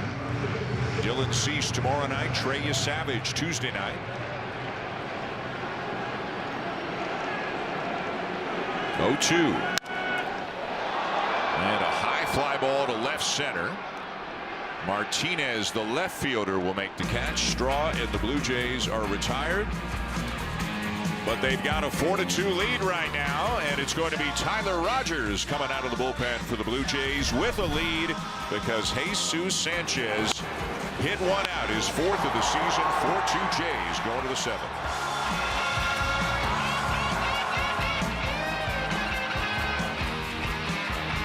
Stage in baseball, Vladimir Guerrero Jr. was born ready. On May 25th, the first 15,000 fans will receive the most adorable giveaway of the season, the Born Ready Vladdy bobblehead. Learn more at bluejays.com/promotions. Dan, I think he still looks the same today, to be honest. He still has that boyish smile, that boyish charm, and he can hit a little bit too. 3 for 3 today, 2 singles and a double. He scored on the home run by Jesus Sanchez. The Blue Jays now up by 2 going to the 7th. And here is Tyler Rogers working for the 2nd game in a row. Had a 3-up, 3-down 8th inning last night.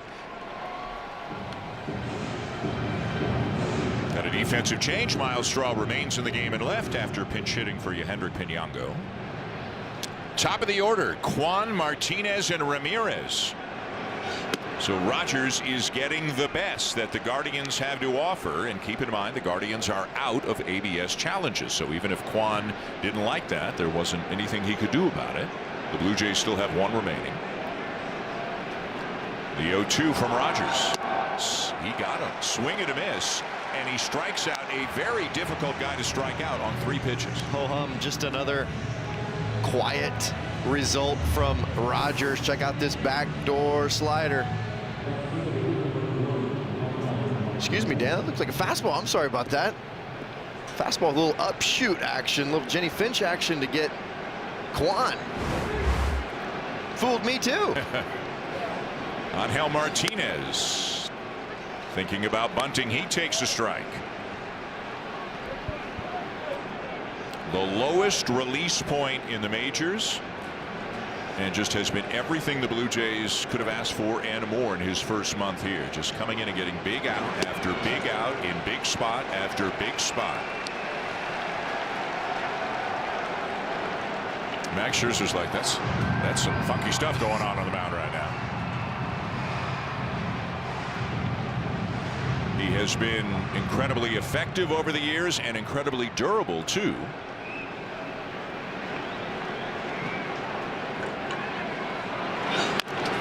Chopper, weakly hit, charging Okamoto. They don't get him. And this has really been the only problem Tyler Rogers has run into. Sometimes the contact is so weak, the ground ball doesn't get to the infielder in time. It's such a well-placed pitch, as it looks like the Blue Jays are going to challenge here. But it's so well-placed, it's off the end of the bat. And Okamoto does everything he can, makes a great throw over there. Good stretch by Sosa.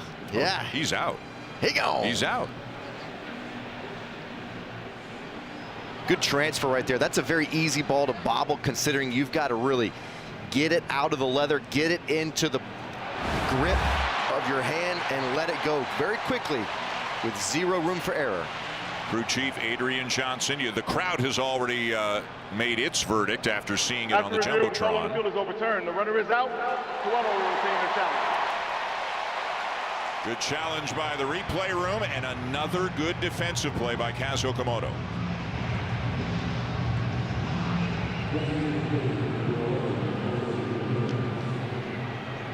So 2 down. You can see there the lowest exit velocity in the major leagues. Weak ground ball after weak ground ball. Here's Jose Ramirez.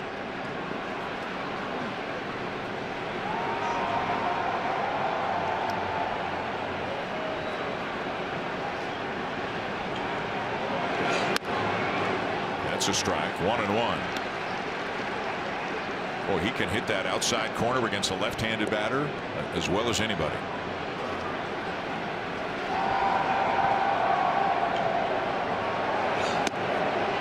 Just missed it that time.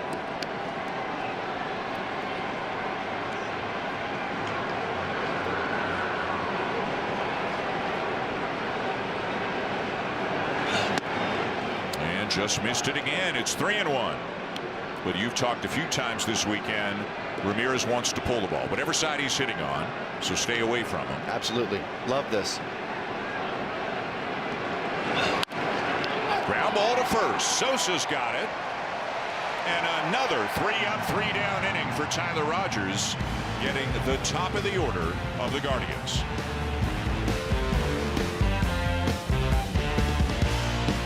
See the Blue Jays in Boston, our $20,000 cash prize. Get tickets before 10 p.m. Eastern for a chance to win both of these prizes. Then on May 13th, you could take home the mega jackpot that's now over $750,000 and growing. Head to bluejays.com/5050 to get your tickets right now from Alberta, New Brunswick, Nova Scotia, or Ontario. Dan? And a thank you, bottom 7 for 2 Blue Jays. Davis Schneider will lead it off against Tim Herron. 8-9-1 coming up for the Jays. Schneider, Brandon Valenzuela, and Ernie Clement. The Blue Jays trying to win their second consecutive series, and Tyler Rogers just keeps doing what he's doing. Come in, get 3 quick outs, go have a drink of water.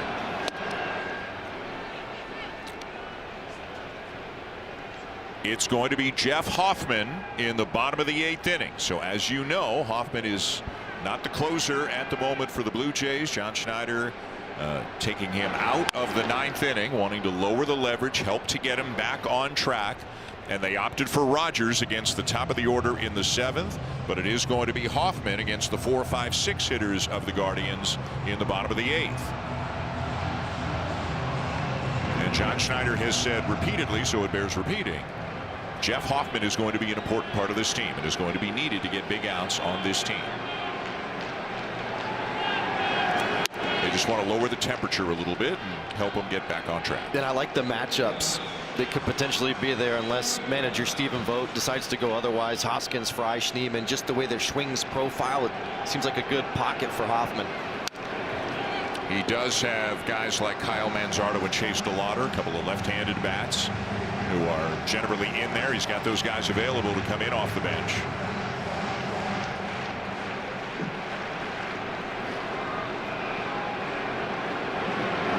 One-two again, taken low by Schneider.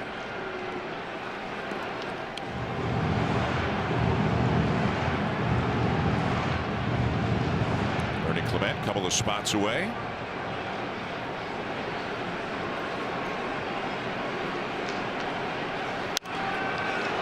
Off the end of the bat, foul.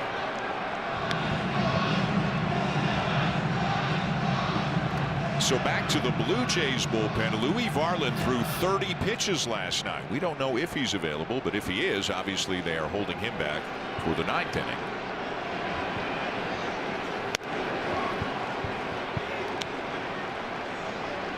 If not, somebody else. Yeah, it'll be interesting how they kind of piece this together. We'll find out along with everybody else, along with everybody at home. Swing and a miss, and Schneider strikes out for out number 1.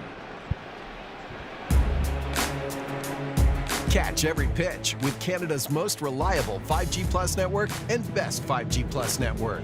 Rogers, we got you. Welcome back to the ballpark here at Rogers Center, the final game of this series.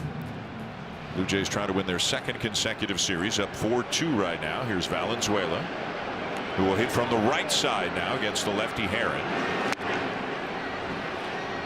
What are pitchers trying to do from Valenzuela? What are the holes they're trying to exploit? Yeah, I've seen velocity at the top of the zone. I do like the stroke. It's a very good stroke, especially from the left side, and just being on time for velocity is kind of what stands out to me, especially from the left side. Is you're going to see that, and then if you're a little bit late, you're going to have to start cheating to it, and then you start to expose yourself to some of the breaking balls and just being caught in the middle. And I love the groove swing. It's just a matter of making a little bit of adjustment here and there to get on time for that. 0-2. Pops it up for the first baseman Hoskins, and that's the 2nd out.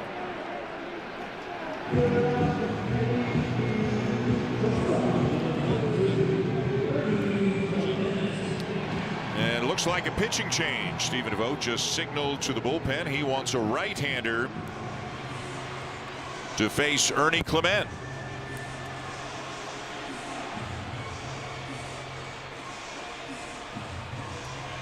So we will step aside. Colin Holderman, just added to the roster today, will come in to face Ernie Clement. You're watching Rogers Blue Jays baseball on Sportsnet. Good ball game here on a Sunday afternoon. The Blue Jays are up 4-2. Jesus Sanchez with a big 2-run homer in the bottom of the 6th. Right now it's bottom 7, 2 outs, the base is empty, and right-hander Colin Holderman, who was just recalled from AAA today with another reliever, Sean Armstrong, going on the IL, his 2nd stint with the Guardians this season. Ernie Clement to face him. Clement 1 for 3, doubled and scored in the 1st.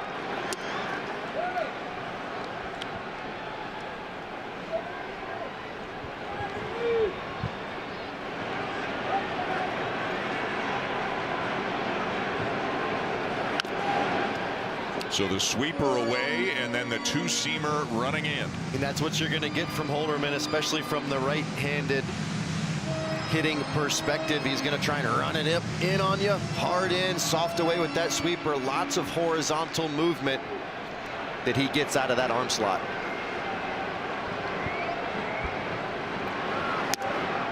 Back to the sweeper, 1-2. So he's an east-west guy, Mr. Holderman. You better beat it to the spot if it's on the inner lane, or you got to let it travel if it's on the outer lane. Tough ABs. And he gets Clement. That will end the inning.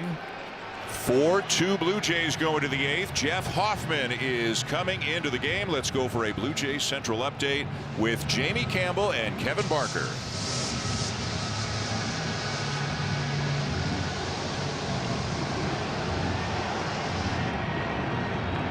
Well, Welcome back. Jeff Hoffman in to pitch the 8th here for the Blue Jays, and he told me he wants to put the team in the best position to win. If that means he loses the closer's role, it is what it is. He said, I'm not going to get too shaken up about it. We have plenty of guys who are doing it much better. I asked him how disappointed he was. He paused for a bit and he says, look, I wasn't cutting it and it needed to change, so I'm going to go to work and continue to try and get better. Dan. Hazel, thank you. Always very accountable into the game. It's not the 9th, but this is a high leverage spot here. 2-run lead in the 8th. And a pinch hitter for the Guardians, George Valera, will bat for Rhys Hoskins.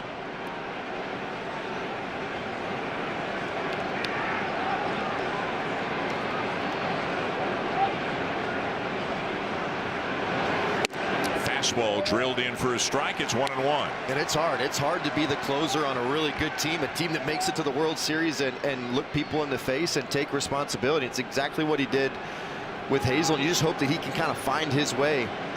Good clean inning to start this would go a long way. It's just about clean innings. It's about not giving up free passes, staying aggressive, and just changing his pitch sequence when he throws certain pitches to certain batters, not boxing himself into bad counts with bad pitches available. Has talked a lot about getting ahead of hitters and how that can open things up for him, as it does for all pitchers. Beat him with a fastball there, 2-2.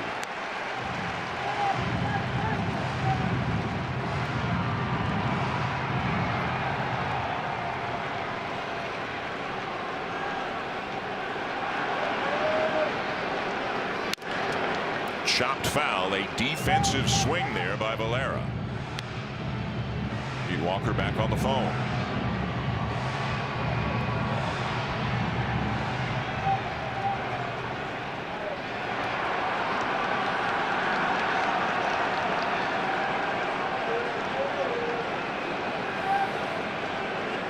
And again, the 2-2. Tied him up with a fastball in. That was up to 97.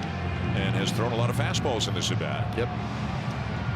Staying aggressive. Pete Walker loves it.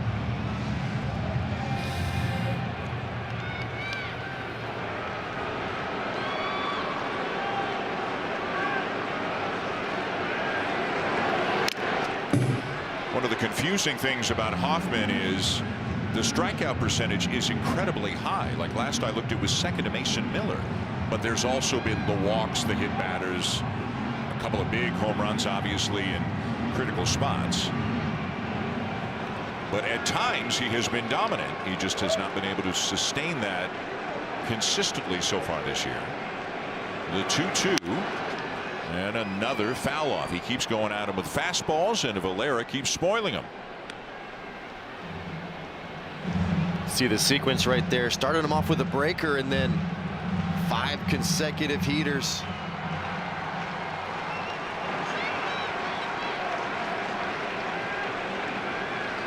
Another 2-2. Got him. A swing and a miss to finally get Valera for the first down. Short, late action is what you're looking for from Hoffman. At least that's what I'm looking for. Look at the dot on that baseball. That is a tight spinning slider, which induces the swing right over the top of it. You read that as a four-seam fastball as a hitter because the spin is so tight. That was the first slider Valera had seen, and it was on the 9th pitch of the at-bat. Here's another pinch hitter, Kyle Manzardo, to bat for David Fry.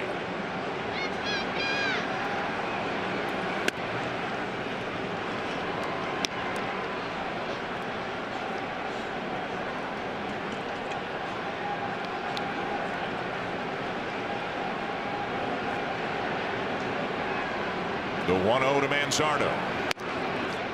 Inside, ball 2.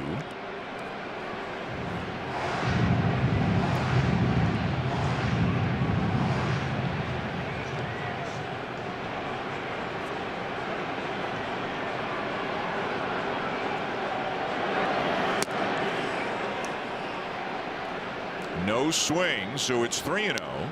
You know, one other thing, Davis Schneider's still at second base, and this is no disrespect to Davis, but you got Andres Jimenez in the bench. Yep. And Ernie Clement can go to second, and again, Jimenez not on the lineup, and maybe something's barking with Jimenez. I would have thought he'd be in for defense, so maybe he's dealing with something. there's a strike, 3-1. Hopefully, whatever it is, it's minor. He played yesterday, but John Schneider giving him a day today, and I'm assuming if he's not in now, that means he's getting a full day. Sure. 3-1.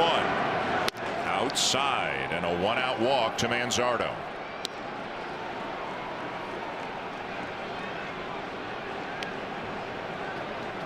So that will bring the potential tying run to the plate. And it's going to be Daniel Schneemann. 1 for 3 today, a base hit and a couple of strikeouts.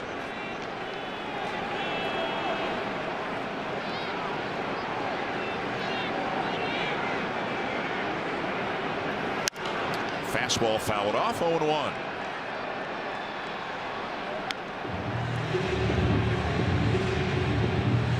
As you can see, it's been a very good start to the season for Schneemann. They play him to pull on the infield. Okamoto well off the line.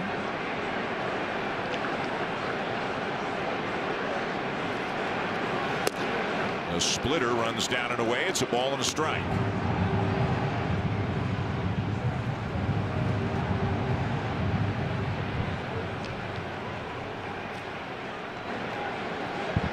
Peek at the runner at first, Manzardo. And now the 1-1. Swing and a miss, 1-2.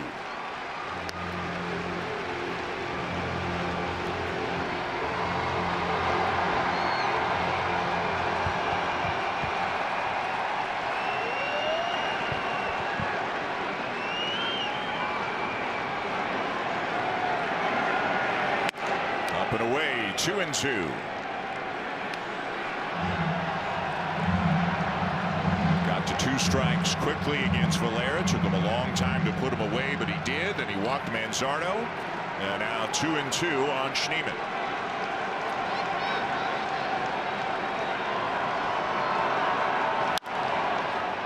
In the air, left side, and this one will find the seats out of play. When he gets it to the spot and it starts off in the lane he wants to start it off in, meaning it's not a ball out of the hand, he's getting good results. And some of these takes are easy takes because they're ball out of the hand, but when he gets it to the correct spot and misses in the correct spot, he's doing okay. Again, the 2-2. Fly ball down the left field line. Straw going over, has room and makes the catch for the second out.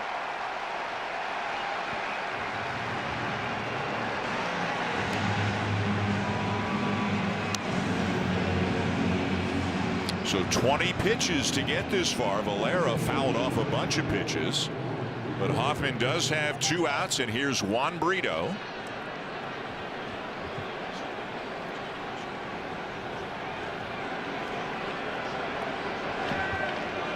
Brito 1 for 3. Singleton scored in the 5th, hitting 180 on the season.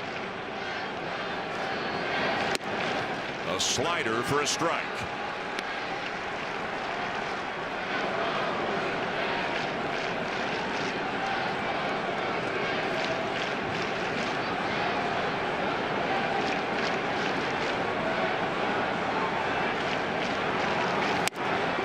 Missed a little bit in. 1 ball, 1 strike.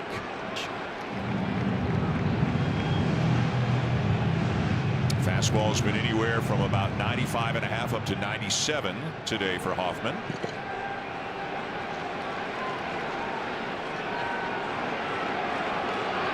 The 1-1. This is popped up foul and will get out of play, but Hoffman's out in front, 1-2. So this almost induced a really nice play for the Blue Jays, but watch where Valenzuela set up and away, and look how he yanks that ball. That's kind of what I'm talking about. When you're getting the pitches to the spots and it's starting in the correct lane, he's having success, but some of these misfires can end up potentially leading to damage. Ahead, 1-2. Pulled to first. Sosa's right there for the 3rd out. And Jeff Hoffman works a scoreless 8th.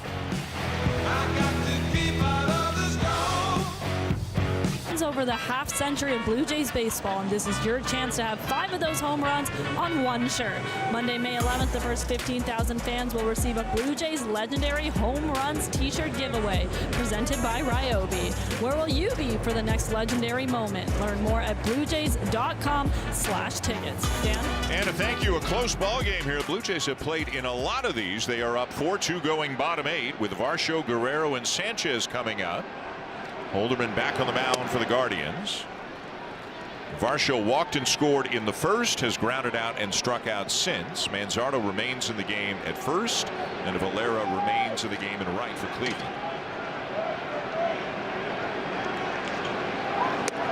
Varsho thinking about bunting his way aboard, but spun out of the way.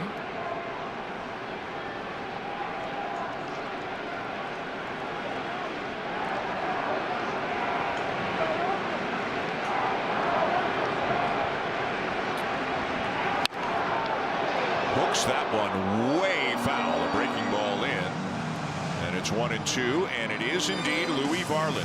30 pitches yesterday to get the save, but available here today.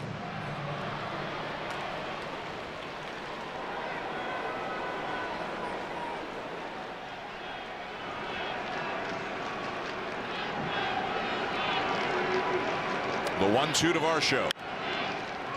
Popped foul left side and back in the seats.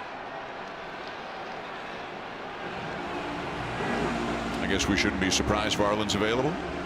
No, he big strong kid, and just I think they trust him. I think they trust that he would tell them how he feels, and a lot of times with those early turnarounds you got to get in the player's ear really quickly when they get there, and they'll let you know.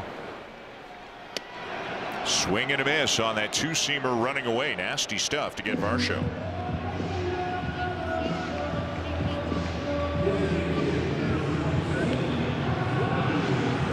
So now Guerrero, who's 3 for 3 today. He's got 2 singles and a double. He has driven in a run and scored a run, and has raised his batting average to .343.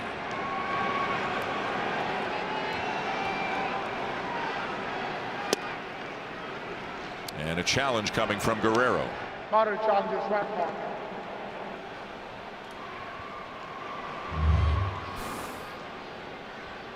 And that's a strike at the bottom of the zone. So the Blue Jays are now out of challenges. Toronto has happened 1 more time this inning. That's a tough one, Dan. I think I'd like that challenge on defense in the 9th in a 2-run game.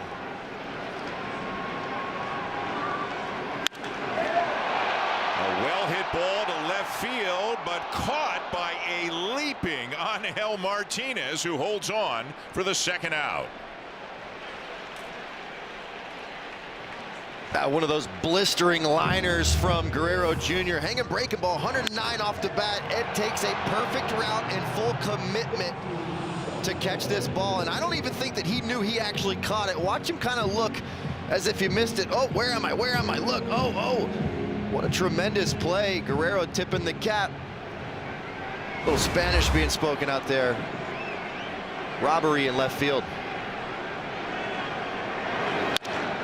Now Jesus Sanchez, who hit the big 2-run homer last time up, grounds out to short. Rocchio across the infield to get him. A quick bottom of the 8th, and the Blue Jays will take a 2-run lead to the 9th. Here comes Louis Varland.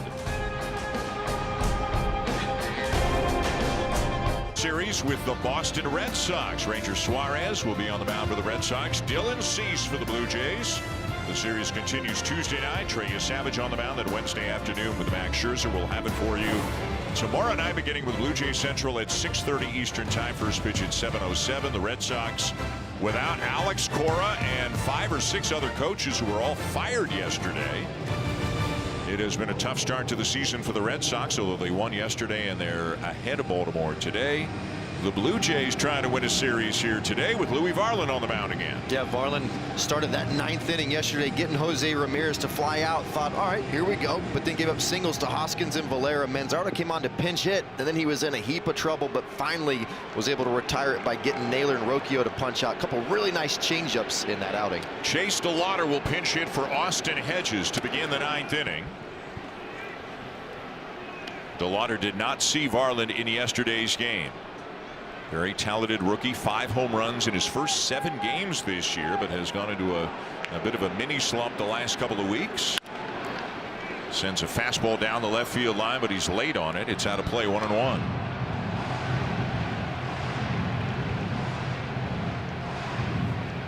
Varland picked up his first ever big league save in Anaheim and number 2 yesterday here. Line over the glove of Okamoto into left. That was almost like a tennis volley there from DeLauder for a base hit. A sword swing is what we used to call it. Just kind of a sawed off, just punch and stop, like stop at contact. Doesn't even try and follow through. That allows that barrel to stay behind the baseball, just out of the reach of the almost perfectly placed Okamoto. So the leadoff man is aboard. The tying run is at the plate. It's Brian Rocchio, who has a big swing and a miss at a first pitch knuckle curve. Rocchio struck out against Varland yesterday.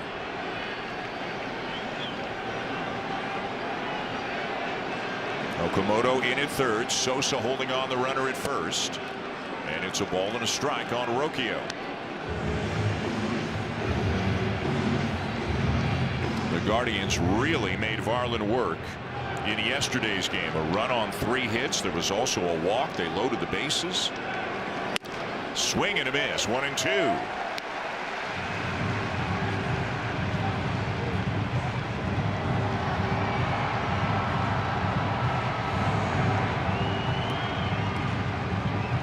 Shakes off Valenzuela. Varland will tell you that he doesn't usually shake off the catcher unless he is really convicted in a specific pitch. And it was the curveball that he obviously wanted. It's fouled off and the at-bat continues.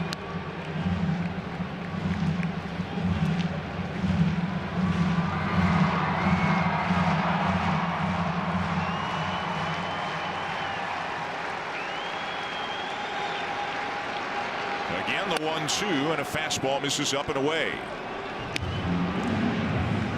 Still featuring good velocity, 99 on that last pitch. Always good to see after a 30-pitch outing the day before.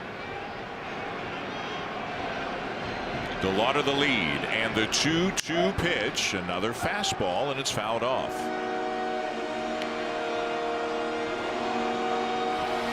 The Blue Jays got 2 in the first, driven in by Guerrero and Sanchez. The Guardians tied it in the 5th, and then the Blue Jays on a 2-run homer by Jesus Sanchez took the lead in the 6th. Trying to finish it off here in the 9th. A ground ball weakly hit to Schneider. The flip to Clement. They'll get the lead runner, and that's all. That's the first out here in the 9th. Looked to be a changeup right there from Louis Varland, and I love that first changeup. Really good play. Just secure 1 out. A lot of times that's a very tricky play. You can get sped up in terms of the game trying to go for 2, but very good court awareness to just secure 1 play. So now top of the order, Stephen Kwan, who did not play yesterday, so obviously did not face Varland, although these guys are familiar with one another. Remember, Varland is a former Minnesota Twin, so a lot of time in the American League Central. Kwan 2 for 8 against him in his career.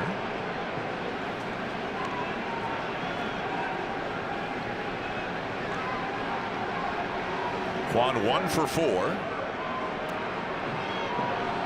The 0-1. Fastball, a called strike, and it's 0-2. The call seemed to take Kwan by surprise. Cleveland, and same with the Blue Jays, they do not have any ABS challenges right now, so nothing he can do about it.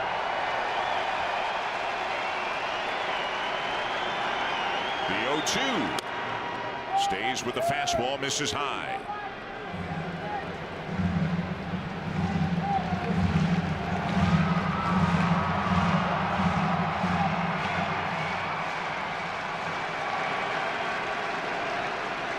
Varland sets.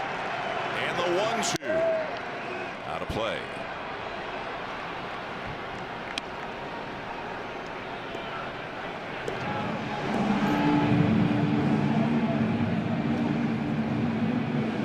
Guardians will do this. They'll make you work. They'll foul off pitches. The 1-2 again. Got him. The a good fastball up in the zone at 99 for out number 2. Talk so often about changing eye levels. That breaking ball down that Kwan fouled off. When you follow that up with 99 up at the top of the zone, you can see Kwan was just a little bit late. That's the art of north-south, changing eye levels. And when you got that big-time fastball that Varland has, a lot of times it has a lot of success up there. 2 down in the 9th inning, and the batter is Angel Martinez. A wild swing at a curveball that bounced, and it's 0-1. Predetermined swing right here from Martinez. He's going no matter what. Good block behind the plate by Valenzuela. Martinez did not face Varland yesterday. 0 for 1 against him in his career. 0-1. 0-2.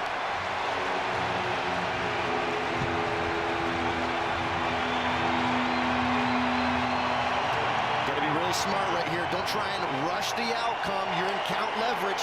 Don't get greedy. Bounced foul. Stayed with the curveball. Kept it down. Love that. What I mean by don't rush the outcome, maybe change the eye level. Fastball up away, depending on how you want to get him. Crowd on its feet.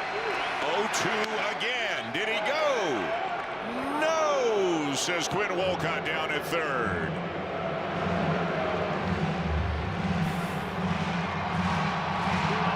And it looked like he checked it. 1-2 the count. And the pitch. Got him!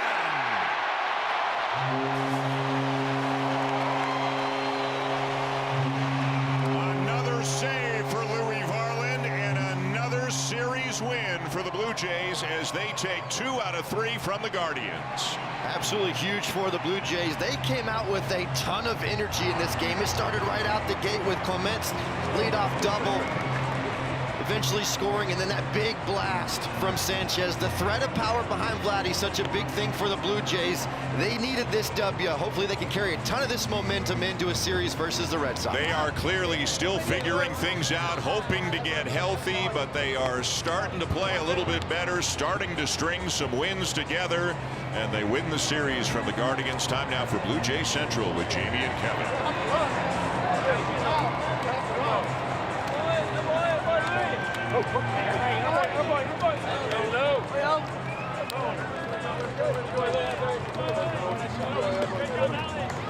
Run, having won the prior series with the Angels, and now they do so taking 2 of 3 against Cleveland, and it's Louis Varland on back-to-back days locking things down for the save. Here is Kevin Barker. We'll get you down to the field in just a second, but for those who missed it, what went down here on a Sunday, on a Junior Jays Sunday at the Rogers Center? Well, for example, you're getting accustomed to seeing this. Your leadoff man, Ernie Clement, doubled to the gap. Yeah, you hangy, he bangy. I mean, that's basically it's that simple. And with that, he's doing whatever that means. And then Vladimir Guerrero Jr. takes the hanging breaking ball and parks it in left. Yeah, it's the short little move, right, with the hands. When he gets his foot down looking for a heater, he just adjusts. He's better than most. And so quickly, it's a 1-0 lead. They'd add another, make it 2-0. Patrick Corbin's been very good. He walked the first 2 in the second, but Schneemann tries to check and cannot. So down he goes. And then Brito, full swing and miss. And so Corbin gets out of it. Yohendrick Pinago made his major league debut today. And in the bottom of the 4th, this happens. A little looper might have chipped the bat. First major league hit. You know who the official authenticator of the Blue Jays is? Vladimir Guerrero Jr., who hands the ball off to be labeled and kept. Perhaps even the bat too, apparently. So here's Rocchio in the 5th. Runners on the corners. That drops. Cleveland's on the board. It's 2-1. Martinez has had himself a series. My, oh my. He rips this one to left. Off the wall, it almost leaves the building. and it's suddenly 2-2. So this guy, Corbin, goes 4 2/3, allows 2 earned. Braden Fisher comes in, and this was kind of interesting. Watch this. He gets Fry, but it looks like it might have been catcher's interference. Apparently, Ramon de Jesus, the home plate umpire, doesn't see it. And that went the way of the Blue Jays. So does this. Guerrero Jr. with a howitzer out to right field. And so he's into second with a double. And remember, the Blue Jays to this point hadn't hit a home run with anyone in scoring position, but you know who takes care of it? Jesus Sanchez belts it to Timmons, for goodness sakes. And guess who Sanchez is with right now? None other than Hazel May. The difference in this ball game was a 2-run home run off the bat of Jesus Sanchez.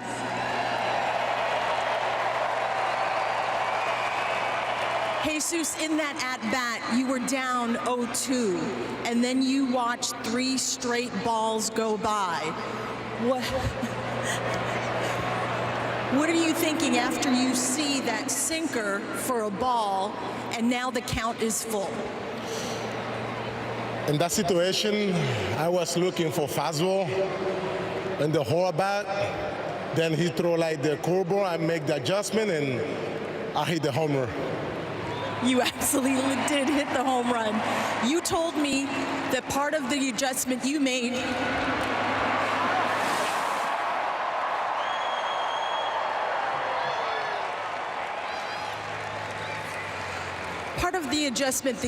at the plate was moving your hands closer to your head. How does that help you? Just I'm trying like to stay very focused, stay in the middle, stay in fastball, and make adjustment with another pitch. Vladimir Guerrero Jr. scored on that 2-run home run 7 years ago today. He made his major league debut. How has he helped you make the transition to the Blue Jays? Have fun and enjoy the game, because that's a big deal for me. Well, you certainly do, and we always see that smile on your face each and every day. Congratulations. With your help, the Blue Jays have now won 2 straight series. We will see you tomorrow. Thank you. See you tomorrow. Jesus Sanchez, back to you guys. Number 12 is always smiling, a lovely man to talk about, and I'm sure you got that impression from his conversation with Hazel. You also heard him say, Kevin, and you talked about this at the end of the 7th inning here on the broadcast, that he was looking for heater in that at bat, but he adjusted to the curveball. Tells you the difference in speeds that a big league hitter has to deal with. Especially hitting in the middle of the order, right? They're screaming who John Snyder is for a guy that can do some things in the cleanup spot, especially trying to protect the big boy that hits third. But, you know, it's real simple for me. It's short to it, long through it. You know, you're not trying to overthink this thing, right? You take your approach from the on-deck circle, you let talent take over, right? Until they force you to do something else, go outside the box, continue to stay short to it and long through it. Get your foot down, because you got good hip rotation. Good things will come off the barrel the way they're supposed to. But that thing, that there is not supposed to happen. Like, it's just as slow as it is. You mentioned 69 miles an hour. It's like in your backyard flipping rocks in the air and thinking that you're going to backleg some things. It just doesn't happen that way. And for him to be able to do things like that to help his baseball team win a baseball game is pretty cool to watch. And I got to be honest with you, listening to him talk, yep, I can't wait to listen to him again. Yes, indeed. Yeah. Yes, indeed. He's a fun conversation. Okay, so here comes the bullpen yet again, because Corbin is able to get 4 2/3. Fisher, Rogers, Hoffman, and then Varland on back-to-back days. That provided a little bit of drama. Well, you stretched Hoffman out a little bit too much. You know, give him a little credit, right? It's been tough on him, right, to kind of go through the things that he's been going through with, you know, being demoted, I would think you're kind of trying to say, and just the stuff's not playing the way it normally plays, right? And he's kind of going through it. But for him to go out and just kind of work through what he's been working through, it's bend a little, but don't break all the time. And I think that's kind of what he's trying to do is, you know, as a whole, right? This is kind of messed up the flow of everybody. Everybody's had to figure out their own routine to be ready in any inning. And this guy you see on the mound, right, it's that falling off the first base side, gives him a different look. This guy, nobody can square up. even know what that Frisbee thing looks like. This guy, get it in your lanes. That's all you do. Get it in your lanes, have tight spin. You're going to get dudes out. Look at that. Those are really good pitches down and away with some late movement. And then the psycho comes in the 9th inning and just is basically like, get out of the way. He got his first one out of the way, the real first one. And I mentioned this yesterday. All of a sudden, now he's a pitcher. You're setting one up to get swing and misses with your best pitch for me, which is his fastball. So it's just kind of everybody playing off of everybody stepping up. When your guy, that 9th inning guy, has sort of had a hiccup, you need a guy to fill in the blank. Everybody's getting it done. Let's fill in more blanks by sending it up to the broadcast booth. Dan Schulman and Caleb Joseph. So the Blue Jays have now won 5 of their last 7, and the bat of Kazuma Okamoto was a big part of that. But let's not forget about his glove. He has been making tremendous strides at third base, Dan, and a lot of that adjustment has to do with where he's playing in his reads and just quite honestly, the speed of the major league game. It's played at a much faster pace at the big league level than it is in Japan, and his reads have been getting better and better and better. He possesses some really soft hands. He's got a good, accurate throwing arm, and when you start to hit a little bit, you start to feel real sexy on defense, and I love that he's been able to go out there and play his game. This is probably my most favorite in this series versus the Guardians. That ball was almost behind him. It saved a big inning, but then you've got these weird squibbers that you've got to have a good internal clock. He is starting to really round out. Blue Jays have got to be thrilled with where he's at both offensively and defensively. He is really settling in, and he is really starting to look like the player that he was for so many years in Japan, contributing on both sides of the ball. Gentlemen, in come the Boston Red Sox, and about 60 seconds ago they cemented their second straight victory, defeating Baltimore 5-3. So they'll be somewhat relieved as they roll in to Toronto with a brand new manager and several new coaches. Sportsnet 1 tomorrow night, and Dylan Cease is going to get the start in that one. Pushed back a day just to rest from all those batters he struck out the last time we saw him. He's been good so far. Perhaps the Blue Jays can provide him with some run support as he opens a 3-game series against the Red Sox. Here's what's coming up in about 2 hours from now. Hockey Central straight ahead of Game 4 in Montreal. The Canadiens lead the series 2-1. And then later tonight, around 7:50 Mountain Time from Anaheim, it's Game 4 there as well, and the Oilers trail that series 2-1. Meanwhile, on right now, it's the Sabres and the Bruins. Coming up shortly, the Avalanche and the Kings, and then a couple of NBA playoff games are on tap as well, all here on Sportsnet 1. The Blue Jays have done it. They have won another series. Patrick Corbin at the front end, Louis Varland at the back, Jesus Sanchez with a home run in the middle, and that's why they're doing the lasso dance or something like that. I love it. Either way, a victory for the Blue Jays. That's 2 in a row. They'll try and defeat Boston tomorrow night here on Sportsnet 1. Hope you'll join us then. For everybody here at Sportsnet, I'm Jamie Campbell. We thank you for watching. We'll see you Monday.